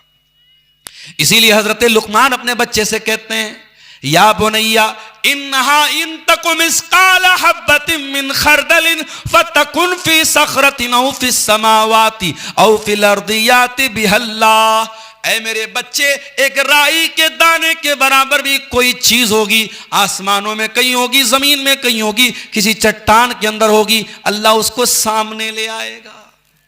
अल्लाह से कैसे बच पाओगे मेरे प्यारे साथी? एक सहाबी अल्लाह के नबी के पास आए, ऐ अल्लाह के रसूल, मेरे कुछ गुलाम हैं, मैं उनको मारता हूं, पीटता हूं। आपने पूछा क्यों मारते हो? कहा अल्लाह के नबी बड़ी बदतमीजी करते हैं, बड़ी बदतमीजी करते हैं, बड़ी नाफरमानी करते हैं, जब मेरी नाफरमानी करते मैं मार देता हूं। ऐ अल्लाह के नबी, अपने गुलामों को मैं मार देता हूं, पीट देता हूं, मुझे अजाब तो नहीं होगा? आपने फरमाया, ऐ मेरे सहाबी, जो तेरे गुलाम तेरी नाफरमानी करते हैं, कयामत के दिन उसको भी कैलकुलेट किया जाएगा, उसको भी तौला जाएगा, उसको भी नापा जाएगा, और तू जो सजा देता है उसको भी कैलकुलेट किया जाएगा। अगर उनकी नाफरमानी ज्यादा होगी और तेरी सजा कम होगी तो तुझे फायदा होगा, तुझे उनकी नेकी तुझको मिल जाएगी, तेरे कुछ गुनाह माफ हो जाएंगे। लेकिन अगर तेरे गुलामों ने जो नाफरमानी की है, अगर उनकी नाफरमानी कम थी और तेरी सजा ज्यादा थी, तो ऐ मेरे सहाबी, फिर उनके गुनाह तेरे ऊपर लाद दिए जाएंगे, तेरी नेकियां उनको दे दी जाएंगी। सहाबी रोने लगे, ऐ अल्लाह के नबी, मैं सजा देता हूं, नाप के तो नहीं देता, तौल के तो नहीं देता। ऐ अल्लाह के रसूल, मुझे समझ में नहीं आ रहा है मैं क्या करूं? वो गुलाम है, वो गलती करते, नाफरमानी करते, मैं सजा दे देता हूं, और आप इतनी खतरनाक बात कर रहे हैं, इतना बड़ा रिस्क मैं कैसे ले सकता हूं? साहबी दहाड़े मार मार के रोने लगे और कहने लगे, ऐ अल्लाह के नबी, मैं आपको गवाह बना के कहता हूं, मैं उनको आजाद कर रहा हूं, मैं इतना बड़ा रिस्क नहीं ले सकता, मैं इतना बड़ा खतरा नहीं ले सकता। ऐ अल्लाह के नबी, मेरे पास कोई चारा नहीं, मैं उनको आजाद करता हूं। आपने फरमाया, ऐ मेरे सहाबी, क्या तूने कुरान की यह आयत नहीं पढ़ी, वनज़उल मवाज़ीनल क़िस्त लियौमिल क़ियामा, हम क़यामत के दिन इंसाफ का तराजू रखेंगे, फला तुज़लमु नफ्सुन शैया, और क़यामत के दिन किसी के साथ कोई जुल्म नहीं होगा। व इन काना मिस्काला हब्बतिन मिन खरदलिन अतैना बिहा, एक राई के दाने के बराबर भी कोई चीज होगी तो सामने आ जाएगी। मेरे नौजवानों, वो चीज आपके अंदर तभी पैदा होगी जब आप अल्लाह को जानेंगे, और इसीलिए कुरान कहता है, इन्नमा यख्शल्लाह मिन इबादिहिल उलमा, अल्लाह से हकीकत में वो डरते हैं जो उलमा होते हैं। उलमा का मतलब सिर्फ वही लोग नहीं जिनके पास मदरसों की डिग्री हो, आप भी उलमा में शुमार हो सकते हैं। दुनिया आपको आलिम ना माने, लेकिन अगर आप अल्लाह को जानेंगे, अल्लाह की सिफात के बारे में जानेंगे, तो जितना आप अल्लाह को जानेंगे उतना आपके दिल में अल्लाह का डर पैदा होगा। इन्नमा यख्शल्लाह मिन इबादिहिल उलमा, अल्लाह से उसके बंदों में हकीकत में अल्लाह को जानने वाले डरते हैं। सवालात व जवाबात का सिलसिला भी कुछ शायद आएगा। इस गांव में आज जब मैं आया तो आते ही एक सवाल मेरे सामने आया, जिस मस्जिद की तामीर का मामला है, उसी मस्जिद से मुताल्लिक एक सवाल आया, बड़ा अहम सवाल है, इसको गौर से सुनिएगा। मस्जिद की जमीन जिन लोगों ने वक्फ की है, दान की है, उनके आबा व अजदाद में से किसी की कब्र भी है वहां पे, और वो जो कब्र है वो मस्जिद की बाउंड्री के अंदर है। तो अब मुझसे भाइयों ने पूछा कि मौलाना उस कब्र का क्या किया जाए, शरीयत का मसला क्या है? बहुत क्लियर तरीके से सुन लीजिए। शरीयत का मसला यह है कि ना तो कब्र के ऊपर मस्जिद बनाई जा सकती है, ना मस्जिद में कब्र बनाई जा सकती है, और किसी मस्जिद में अगर कब्र हो तो उस मस्जिद में नमाज पढ़ना जायज नहीं है, और तमाम अहले हदीस उलमा का इस बात पर इत्तेफाक है, क्योंकि कुरान और हदीस के दलाइल उसके ऊपर मौजूद है। अब सवाल यह पैदा होता है कि अगर कोई कब्र है, तो अगर वो मस्जिद से सटी हुई कब्र है, तो हम ये देखेंगे कि वो मस्जिद की हुदूद में है कि नहीं है। अगर वो मस्जिद की बाउंड्री के अंदर है तो फिर वो मस्जिद के अंदर मानी जाएगी, और फिर उस कब्र का मस्जिद में रखना ये मुनासिब बात नहीं है। तो अब अगर कोई मस्जिद का निर्माण करना है, बनाना है, और वहां पे कब्र है, तो क्या किया जाए? तो उलमा ने लिखा कि दो तरीका है। अगर वो कब्र अभी ताजी ताजी है तो कब्र में जाहिर है कि अभी लाश बाकी होगी, उस लाश को इज्जत और एहतराम के साथ निकाल के कहीं और ट्रांसफर कर दिया जाए। और दूसरा रास्ता ये, अगर कब्र बहुत पुरानी है और जब पुरानी कब्र हो जाती है तो जाहिर है कि इंसान का शरीर मिट्टी में गल जाता है, शायद कुछ हड्डियां बची वरना वो भी नहीं बचती, बहुत जमाना गुजर जाए। तो उलमा ने कहा कि ऐसी सूरत में हम क्या करेंगे कि कब्र की जाहिरी शक्ल को हम खत्म करके जमीन के बराबर उसको फ्लैट कर देंगे। जैसा कि अल्लाह के नबी ने जब मस्जिद नबवी की जब जमीन खरीदी थी तो वहां मुशरिकीन की कुछ कब्रें थी, तो अल्लाह के नबी ने उनकी हड्डियां वगैरह निकाल के उसको प्लेन कर दिया, फ्लैट कर दिया। अब लेकिन यहां मसला यह है कि जाहिर है कि वो मुसलमान की कब्र है और जिन लोगों ने मस्जिद दान की है उन्हीं की क्या आबा अजदाद में से किसी की कब्र है। तो उस कब्र के बारे में मुझे जो बात ज्यादा मजबूत समझ में आ रही है, सही समझ में आ रही है, बाकी मैंने यहां के जिम्मेदारों से कहा कि आप यहाँ के जो इलाकाई उलमा हैं, चूंकि ये एक सीरियस मसला है और मस्जिद बन जाएगी तो फिर कंट्रोल करना मुश्किल हो जाएगा।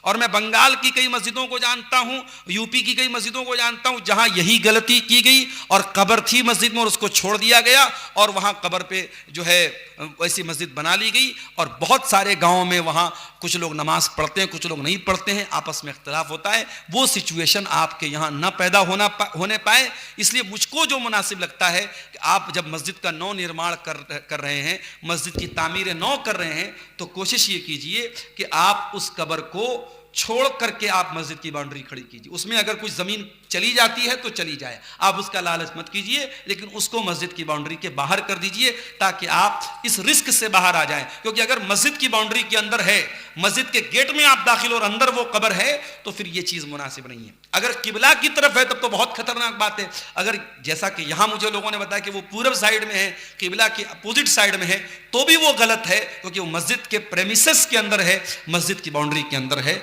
इसलिए उसका मस्जिद में होना ठीक नहीं है। वल्लाहु आलम बिस्सवाब। आप इस सिलसिले में अपने इलाकाई उलमा से तहकीक जरूर कर लें। मेरे प्यारे साथियों, मैं अर्ज ये कर रहा था कि आज हमारा जो नौजवान है वो गाफिल पड़ा हुआ है, कभी क्रिसमस मना रहा है, कभी नया साल मना रहा है। और जो तकरीर के शुरू में मैंने जो आयत पढ़ी थी, कुरान के 17वें पारे की पहली आयत, वो आयत हमें एक मैसेज दे रही है, इक़्तरब लिन्नास हिसाबहुम वहुम फी गफलतिन मोरिजून, के लोगों के हिसाब का टाइम करीब आ चुका है लेकिन लोग फिर भी गफलत में पड़े हुए हैं। जब परीक्षा का टाइम आता है तो बहुत बेवकूफ किस्म का स्टूडेंट जो पढ़ाई में कभी ध्यान नहीं लगाता है, वो भी बैठ करके पढ़ाई करता है, मेहनत करता है। जिसको पास होना है, जिसको ये पता है अगर मैं फेल हो जाऊंगा तो मेरी जिंदगी बर्बाद हो जाएगी, वो मेहनत करता है। मेरे भाइयों, हमारे हिसाब का टाइम करीब आ चुका है। मौत कभी भी आ सकती है। वजाअत सकरतुल मौत बिल हक़ ज़ालिका मा कुन्त मिन्हु तहीद। मौत आएगी और जिस दिन मौत को आना होगा, हम 1 मिनट पहले मर नहीं सकते, 1 मिनट बाद में नहीं मर सकते। दुनिया ने बहुत तरक्की कर ली लेकिन मौत का इलाज अभी तक तलाश नहीं किया जा सका। युद्रिकुमुल मौत वलौ कुन्तुम फी बुरूजिन मुशय्यदा, तुम शीशा पिलाए हुए दीवारों के अंदर कैद हो जाओ तब भी मौत तुमको आकर के रहेगी। मेरे प्यारे साथियों, इसके पहले कि मौत आए हम उस हिसाब की तैयारी कर लें। ये 2-3 सवालात आए हैं जिसको जवाब देख लेते हैं। ग्रुप लोन का यहां ज्यादा चर्चा है, क्या होता है ग्रुप लोन में? शेख तौहीद साहब कुछ बताइए आप।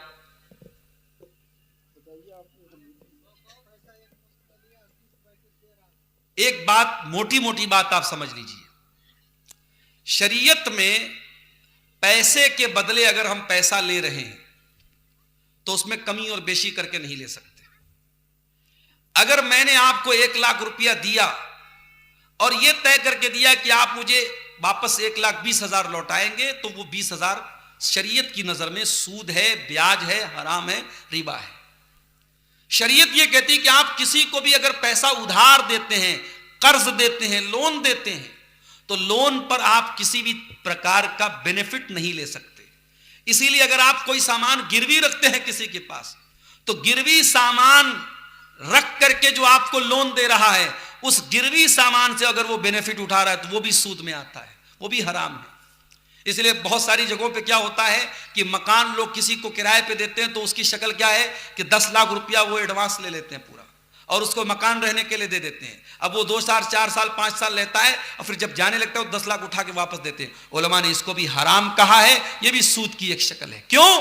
क्योंकि आपने 10 लाख के बदले 10 ही लाख दिया है, मगर बेनिफिट क्या आपने उठाया? मकान में रहने का बेनिफिट आपने उठाया। तो कर्ज पे किसी भी प्रकार का बेनिफिट उठाना ये इस्लाम में जायज नहीं है। इमाम अबू हनीफा रहमतुल्लाह अलैह ने एक आदमी को कर्जा दिया और वो कर्जा नहीं लौटा रहा था। इमाम साहब एक दिन उससे मिलने के लिए गए, गर्मी का मौसम था और उस आदमी के घर के दरवाजे के अंदर पेड़ वगैरह लगे हुए थे और ठंडा पानी भी वहां पर था। इमाम साहब ने दरवाजा खटखटाया, थोड़ी देर के बाद आदमी आया। उसने कहा, अरे इमाम साहब आप मेरे दरवाजे पर आप आए हैं और बाहर खड़े धूप में, अरे अंदर आइए, पेड़ की छांव में बैठिए और ठंडा पानी पीजिए, पैसे का लेन देन होता रहेगा। इमाम साहब ने कहा, माफ करना, तुमसे मेरा जो संबंध और ताल्लुक था वो अपनी जगह है, इस वक्त मैं तुमसे कर्जा लेने आया हूं और शरीयत ये कहती है कि कर्जे पर किसी प्रकार का मुनाफा नहीं ले सकते। मैं तुमसे कर्जा लेने आया हूं, अगर मैं तुम्हारे घर के पेड़ की छांव में बैठता हूं और तुम्हारे घर का ठंडा पानी पीता हूं तो ये भी मुझे डर है कहीं सूद में शामिल ना हो जाए। मेरे प्यारे साथियों, ये इस्लाम का कानून है। और आज बड़े धड़ल्ले से, और मुझे अफसोस होता है, बिहार और झारखंड में बहुत छोटी छोटी रकम, जबकि लोग चाहें तो आपस में कोई ऐसी कमेटी बना सकते हैं जो बगैर इंटरेस्ट के लोगों को कर्जा दे, कोई गारंटी ले ले, कोई चीज ले ले, बगैर इंटरेस्ट के कर्जा दे। आज 10-10 हजार का अमाउंट मुसलमान अपने मुसलमान भाई को सूद पर दे रहा है, मुसलमान से सूद कमा रहा है। मेरे प्यारे साथियों, ये बात याद रखो, यमहकुल्लाहु रिबा व युर्बिस सदकात, अल्लाह ताला सूद को मिटाता है और सदका को बढ़ाता है। अगर आप सूद का पैसा कमाएंगे, वो पैसा कहीं ना कहीं आपके घर की बरकत को खत्म कर देगा। नावाकफियत अशिया की खरीदो फरोख्त का चर्चा भी बहुत ज्यादा है, जैसे मखाना वगैरह। अच्छा, वो क्या मतलब बता रहे हैं, नावाकफियत का क्या मतलब है? हाँ, ये बे गरर इसको बोलते शरीयत में। शरीयत क्या कहती है कि आप लेन देन किसी चीज का कर रहे हैं तो क्या खरीद रहे हैं, क्या बेच रहे हैं, ये क्लियर होना चाहिए। इसीलिए पेड़ की पैदावार होने के पहले पेड़ का सौदा कर लेना सही नहीं है। जी जी जी। और मछली भी पानी में, हाँ, अंदाजा करके कितनी मछली आएगी नहीं मालूम, ये बे गरर इसको बोलते, धोखा है ये। शरीयत हमारी अल्लाह की बनाई हुई शरीयत है, इसमें ट्रांसपेरेंसी है। हम आपसे कोई सौदा कर रहे हैं, शरीयत ये कहती है कीमत भी क्लियर होनी चाहिए और जो सामान हम खरीद रहे हैं या बेच रहे हैं वो भी क्लियर होना चाहिए। अगर कहीं से भी उसमें कोई चीज क्लियर नहीं है तो फिर वो सौदा शरीयत की नजर में सही नहीं है। अकीका का गोश्त माँ बाप खा सकते हैं या नहीं खा सकते? बिल्कुल खा सकते हैं। अकीका के गोश्त में कोई हर्ज की बात नहीं है, माँ बाप खा सकते हैं, पूरे परिवार को खिला सकते हैं, गरीबों को बांट सकते हैं, उसमें कोई पाबंदी आपके ऊपर नहीं की गई कि आपको यही करना है, आप अपनी मर्जी के मालिक हैं। असल चीज क्या है, अल्लाह के नाम पे एक जानवर ज़बा होना चाहिए जो शरीयत की कंडीशन के मुताबिक हो और वो अकीका की नीयत से ज़बा होना चाहिए, बस। उसमें कोई ऐसा मसला नहीं कि माँ बाप नहीं खा सकते, बिल्कुल खा सकते हैं। वल्लाहु आलम बिस्सवाब। मैयत का ऐलान मस्जिद के माइक से करना कैसा है? आज के खुतबे में किसी आलिम ने कहा कि बिदअत और इस मसले को लेकर गांव में बहुत हलचल है। देखिए, हदीस में मैयत का ऐलान दौरे जाहिलियत के तरीके से जो होता था उसको अल्लाह के नबी ने मना किया है। इत्तला देने के लिए अगर ऐलान किया जाए तो वो मना नहीं है। भाई आज गांव में तमाम लोगों को मालूम हो जाता है मस्जिद के माइक से ऐलान होता है, उसमें क्या हरज की बात है? उसमें तो नहीं। वो दौरे जाहिलियत में नौहा के तरीके पर मैयत का नाम ले लेकर उसकी खूबी बयान कर करके जो है ऐलान होता था, उसको अल्लाह के नबी ने मना किया है। लेकिन आज हमारे यहाँ जो मैयत का ऐलान होता है वो सिर्फ इत्तला देने के लिए, इंफॉर्मेशन, सूचना देने के लिए होता है, उसमें इंशाअल्लाह कोई हरज की बात नहीं है। लेकिन हाँ, एक बात कहूँगा कि अगर मैयत का ऐलान बगैर माइक के हो सकता है या गांव की एक मस्जिद से हो गया, सारे गांव को पता लग गया। हमारे बनारस की मैं बात बताऊं, एक मोहल्ले में 10 मस्जिद है और 10 करीब में है, 10 से ऐलान हो रहा है हाजी साहब का इंतकाल हो गया, हाजी साहब का इंतकाल हो। सुनते सुनते कान पक जाता है। 15 मिनट के अंदर 10 मस्जिदों में ऐलान होता है। तो ये चीज थोड़ी गलत है कि ये बहुत ज्यादा हो रहा है। लेकिन इत्तला देने के लिए अगर मस्जिद में ऐलान होता है तो इसको इतना बड़ा इशू बनाना ठीक नहीं है। वल्लाहु आलम बिस्सवाब। जज़ाकुमुल्लाह खैर जज़ा। अगर कोई लड़का उसकी शादी में दहेज में पैसा लिया और फिर बाद में उसको हिदायत हुआ और वो कहा कि पैसा वापस करना चाहूं तो कर सकता है या नहीं, और वापस करना कैसा है? बड़े कलेजे वाला लड़का है भाई, मिलता माल आजकल कोई छोड़ता नहीं है। इस बेचारे को मिला है, इसने ले लिया है, अब वापस करना चाहता है।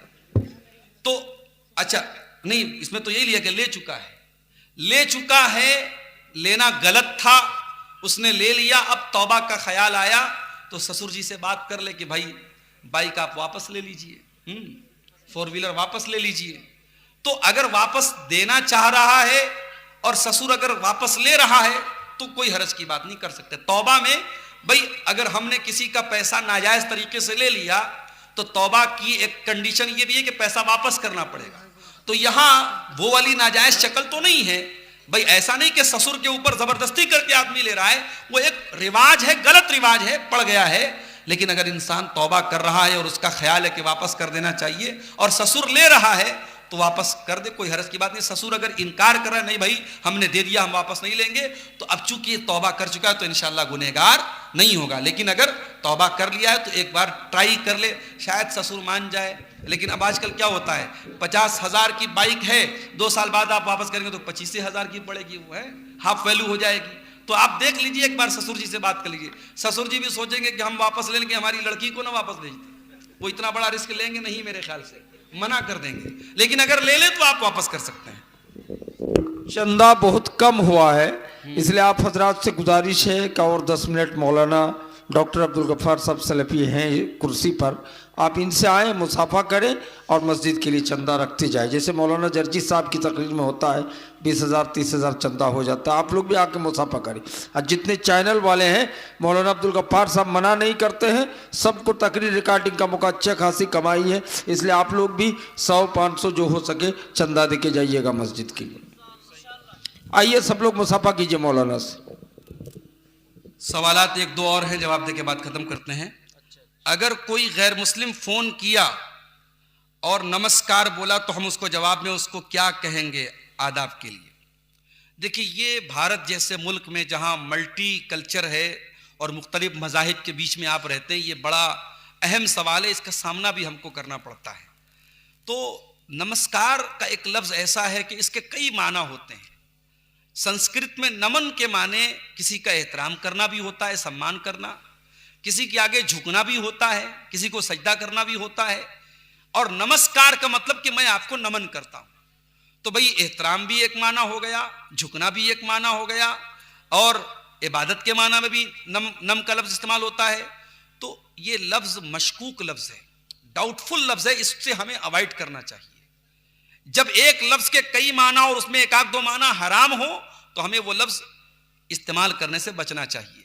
हाँ, कहीं ऐसा हो कि भाई हम किसी बॉस के अंडर में रह रहे हैं और वहां अगर हम वो लफ्ज इस्तेमाल नहीं करेंगे तो बहुत बड़े नुकसान का अंदेशा है, तो वहां दिल में ये नीयत करके कि मैं यहाँ एहतराम के ही माना में कह रहा हूँ और मजबूरी में कह रहा हूँ, ये लफ्ज से मैं राजी नहीं हूँ, वहां गुंजाइश निकल सकती है। लेकिन हमारे यहाँ क्या हो रहा है, छोटे मोटे मामलात में भी लोग नमस्कार को आदत बना लेते हैं। मैंने यूपी में देखा, यूपी में तो जाहिर है कि यहाँ से भी माहौल जो है थोड़ा अलग है, लेकिन वहाँ आदाब कह के लोग काम चला लेते हैं, सलाम कह के। अगर आप बचना चाहें तो बचने के बहुत सारे रास्ते हैं, लेकिन हम इसको बड़ा सॉफ्ट में, हल्के में लेते हैं और लोग आमतौर से नमस्कार बोलते हैं। नहीं बोलना चाहिए, इससे अवॉइड करना चाहिए। जी, अंग्रेजी में बोल दे, गुड आफ्टरनून, गुड इवनिंग, ऐसा बोल दे, उसमें कम से कम ये वाली कवाहत तो नहीं रहेगी। क्या औरत नाइटी पहन करके नमाज पढ़ सकती है? अगर वो नाइटी ऐसी है जो औरत के पूरे शरीर को ढांप रही है, पूरा शरीर उसका कवर है, और नाइटी टाइट नहीं है, चुस्त नहीं है, बदन के आज़ा जो है झलक नहीं रहे हैं, तो ऐसी नाइटी में नमाज हो जाएगी। नाइटी अपने आप में कोई जो है गलत लिबास नहीं है, एक आराम के लिए उसको रात में पहनने के लिए एक ड्रेस बनाया गया है। लेकिन बहुत सारी नाइटी ऐसी आती है जो है बड़ी ट्रांसपेरेंट होती है, टाइट होती है, तो जाहिर है कि ऐसी नाइटी में औरत का नमाज पढ़ना जायज़ नहीं है। ऐसी साड़ी में भी नमाज पढ़ना जायज़ नहीं है, ऐसे जो है सूट में भी नमाज पढ़ना जायज़ नहीं है। तो लिबास जो भी औरत पहने वो उसके लिए सातिर हो, पूरे बदन को, औरत का सिर्फ चेहरा और हथेली ये खुला होना चाहिए, बाकी उसका पूरा शरीर नमाज की हालत में ढका होना चाहिए। वल्लाहु आलम बिस्सवाब। ये चंद सवालात थे जिनका जवाब आपके सामने रखा गया। हम अल्लाह ताला से दुआ करते हैं रब्बुल आलमीन हम सबको नेक अमल, अच्छी समझ की तौफीक अता फरमाए। आखिर में जैसा कि शेख तौहीद साहब ने ऐलान किया है, इस मस्जिद के लिए आप हजरात, कुछ देर में आपके सामने बैठा हूँ, आप आएँ और आकर के आप इस मस्जिद के लिए काना अलैकुम रक़ीबा या अय्युहल्लदीना आमनुत्तकुल्लाह वक़ूलू क़ौलन सदीदा युस्लिह लकुम अअमालकुम व यग़फिर लकुम ज़ुनूबकुम व मन युतिइल्लाह व रसूलहू फ़क़द फ़ाज़ फ़ौज़न अज़ीमा। अम्मा बाद फ़इन्ना खैरल हदीस किताबुल्लाह व खैरल हदी हदी मुहम्मदिन सल्लल्लाहु अलैहि वसल्लम व शर्रल उमूरि मुहदसातुहा व कुल्ल मुहदसतिन बिदअह व कुल्ल बिदअतिन ज़लालह व कुल्ल ज़लालतिन फिन्नार। अऊज़ु बिल्लाहि मिनश शैतानिर रजीम। बिस्मिल्लाहिर रहमानिर रहीम। इक़्तरब लिन्नासि हिसाबुहुम व हुम फ़ी गफ़लतिन मुअरिदून। व क़ाल तआला फ़ी मक़ामिन आख़र वमा खलक़्तुल जिन्न वल इंस इल्ला लियअबुदून। व क़ाल अन्नबिय्यु सल्लल्लाहु अलैहि वसल्लम निअमतानि मग़बूनुन फ़ीहिमा कसीरुम मिनन नास अस्सिहतु वल फ़राग़।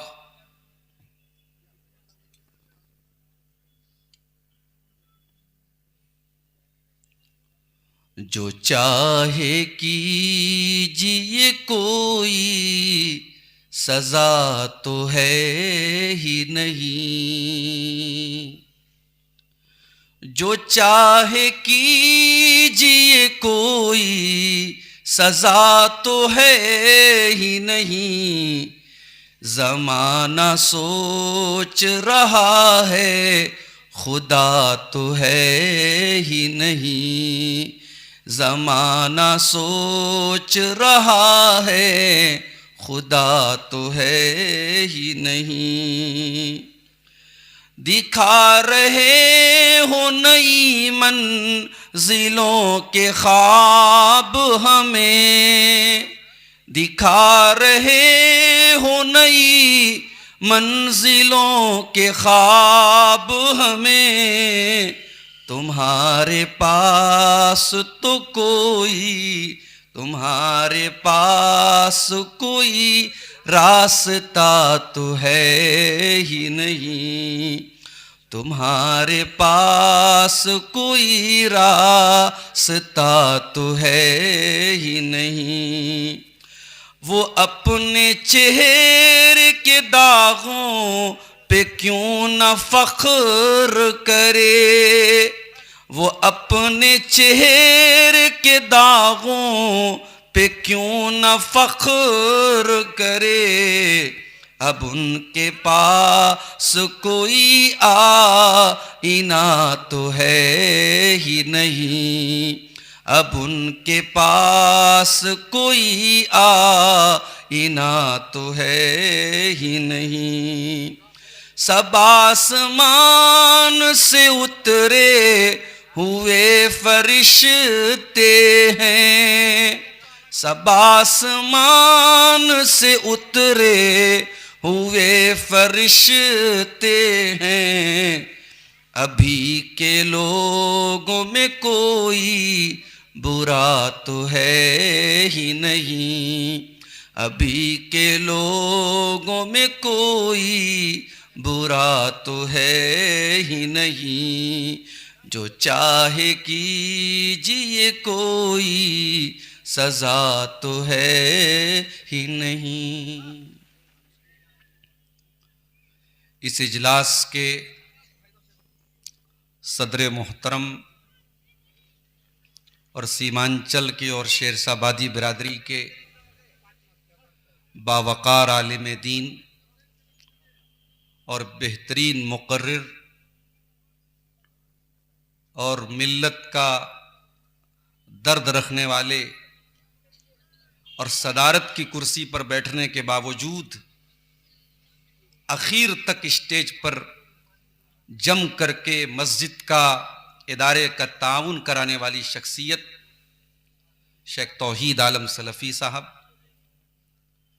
स्टेज पर जलवा अफरोज मुहतरम उलमाए किराम, सोहरा डांगी के मुअज़्ज़ज़ बुज़ुर्गों, नौजवानों, माँओं और बहनों, प्यारे बच्चों, आज का ये प्रोग्राम 26 दिसंबर की तारीख को रखा गया, लेकिन अंग्रेजी कैलेंडर चूंकि 12 बजे के बाद चेंज हो जाता है, इसलिए हम ये कह सकते हैं कि 27 तारीख शुरू हो चुकी है और कटिहार के इलाके में ये 2025 का आखिरी प्रोग्राम है।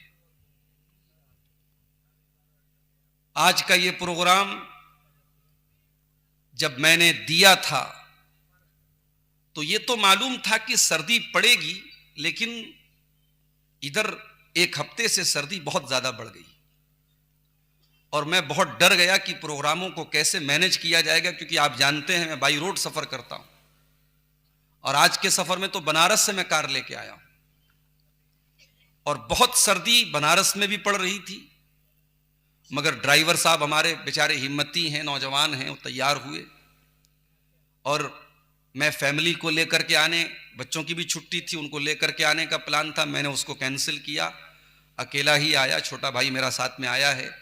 हम लोग बनारस से तकरीबन 600-650 किलोमीटर का सफर तय करके अररिया आए, अररिया से फिर आपके बीच में हम आए और इरादा ये था कि जल्दी पहुंचेंगे, तकरीर करके निकल जाएंगे, क्योंकि कल तो छुट्टी है बनारस में हमारे मदरसे की, लेकिन कल हमको फ्लाइट भी पकड़ना है, मुंबई का सफ़र निकलना है मुझे कल, तो इसलिए तकरीर के फ़ौरन बाद निकलना भी है। लेकिन जब मैंने देखा कि मस्जिद की तामीर का मामला है, अल्लाह के घर का मामला है और मैं चंदा करता नहीं हूँ, चंदा की आदत नहीं है मेरी और मेरे हाथ पे आप चंदा देंगे भी नहीं, और हमारे बंगला मुकर्रिर बड़े बेहतरीन अंदाज में चंदा कर लेते हैं, जो 50,000 देने वाला है उसके कंधे पर हाथ रख के उससे 1 लाख भी ले लेते हैं, ये हुनर उनको आता है।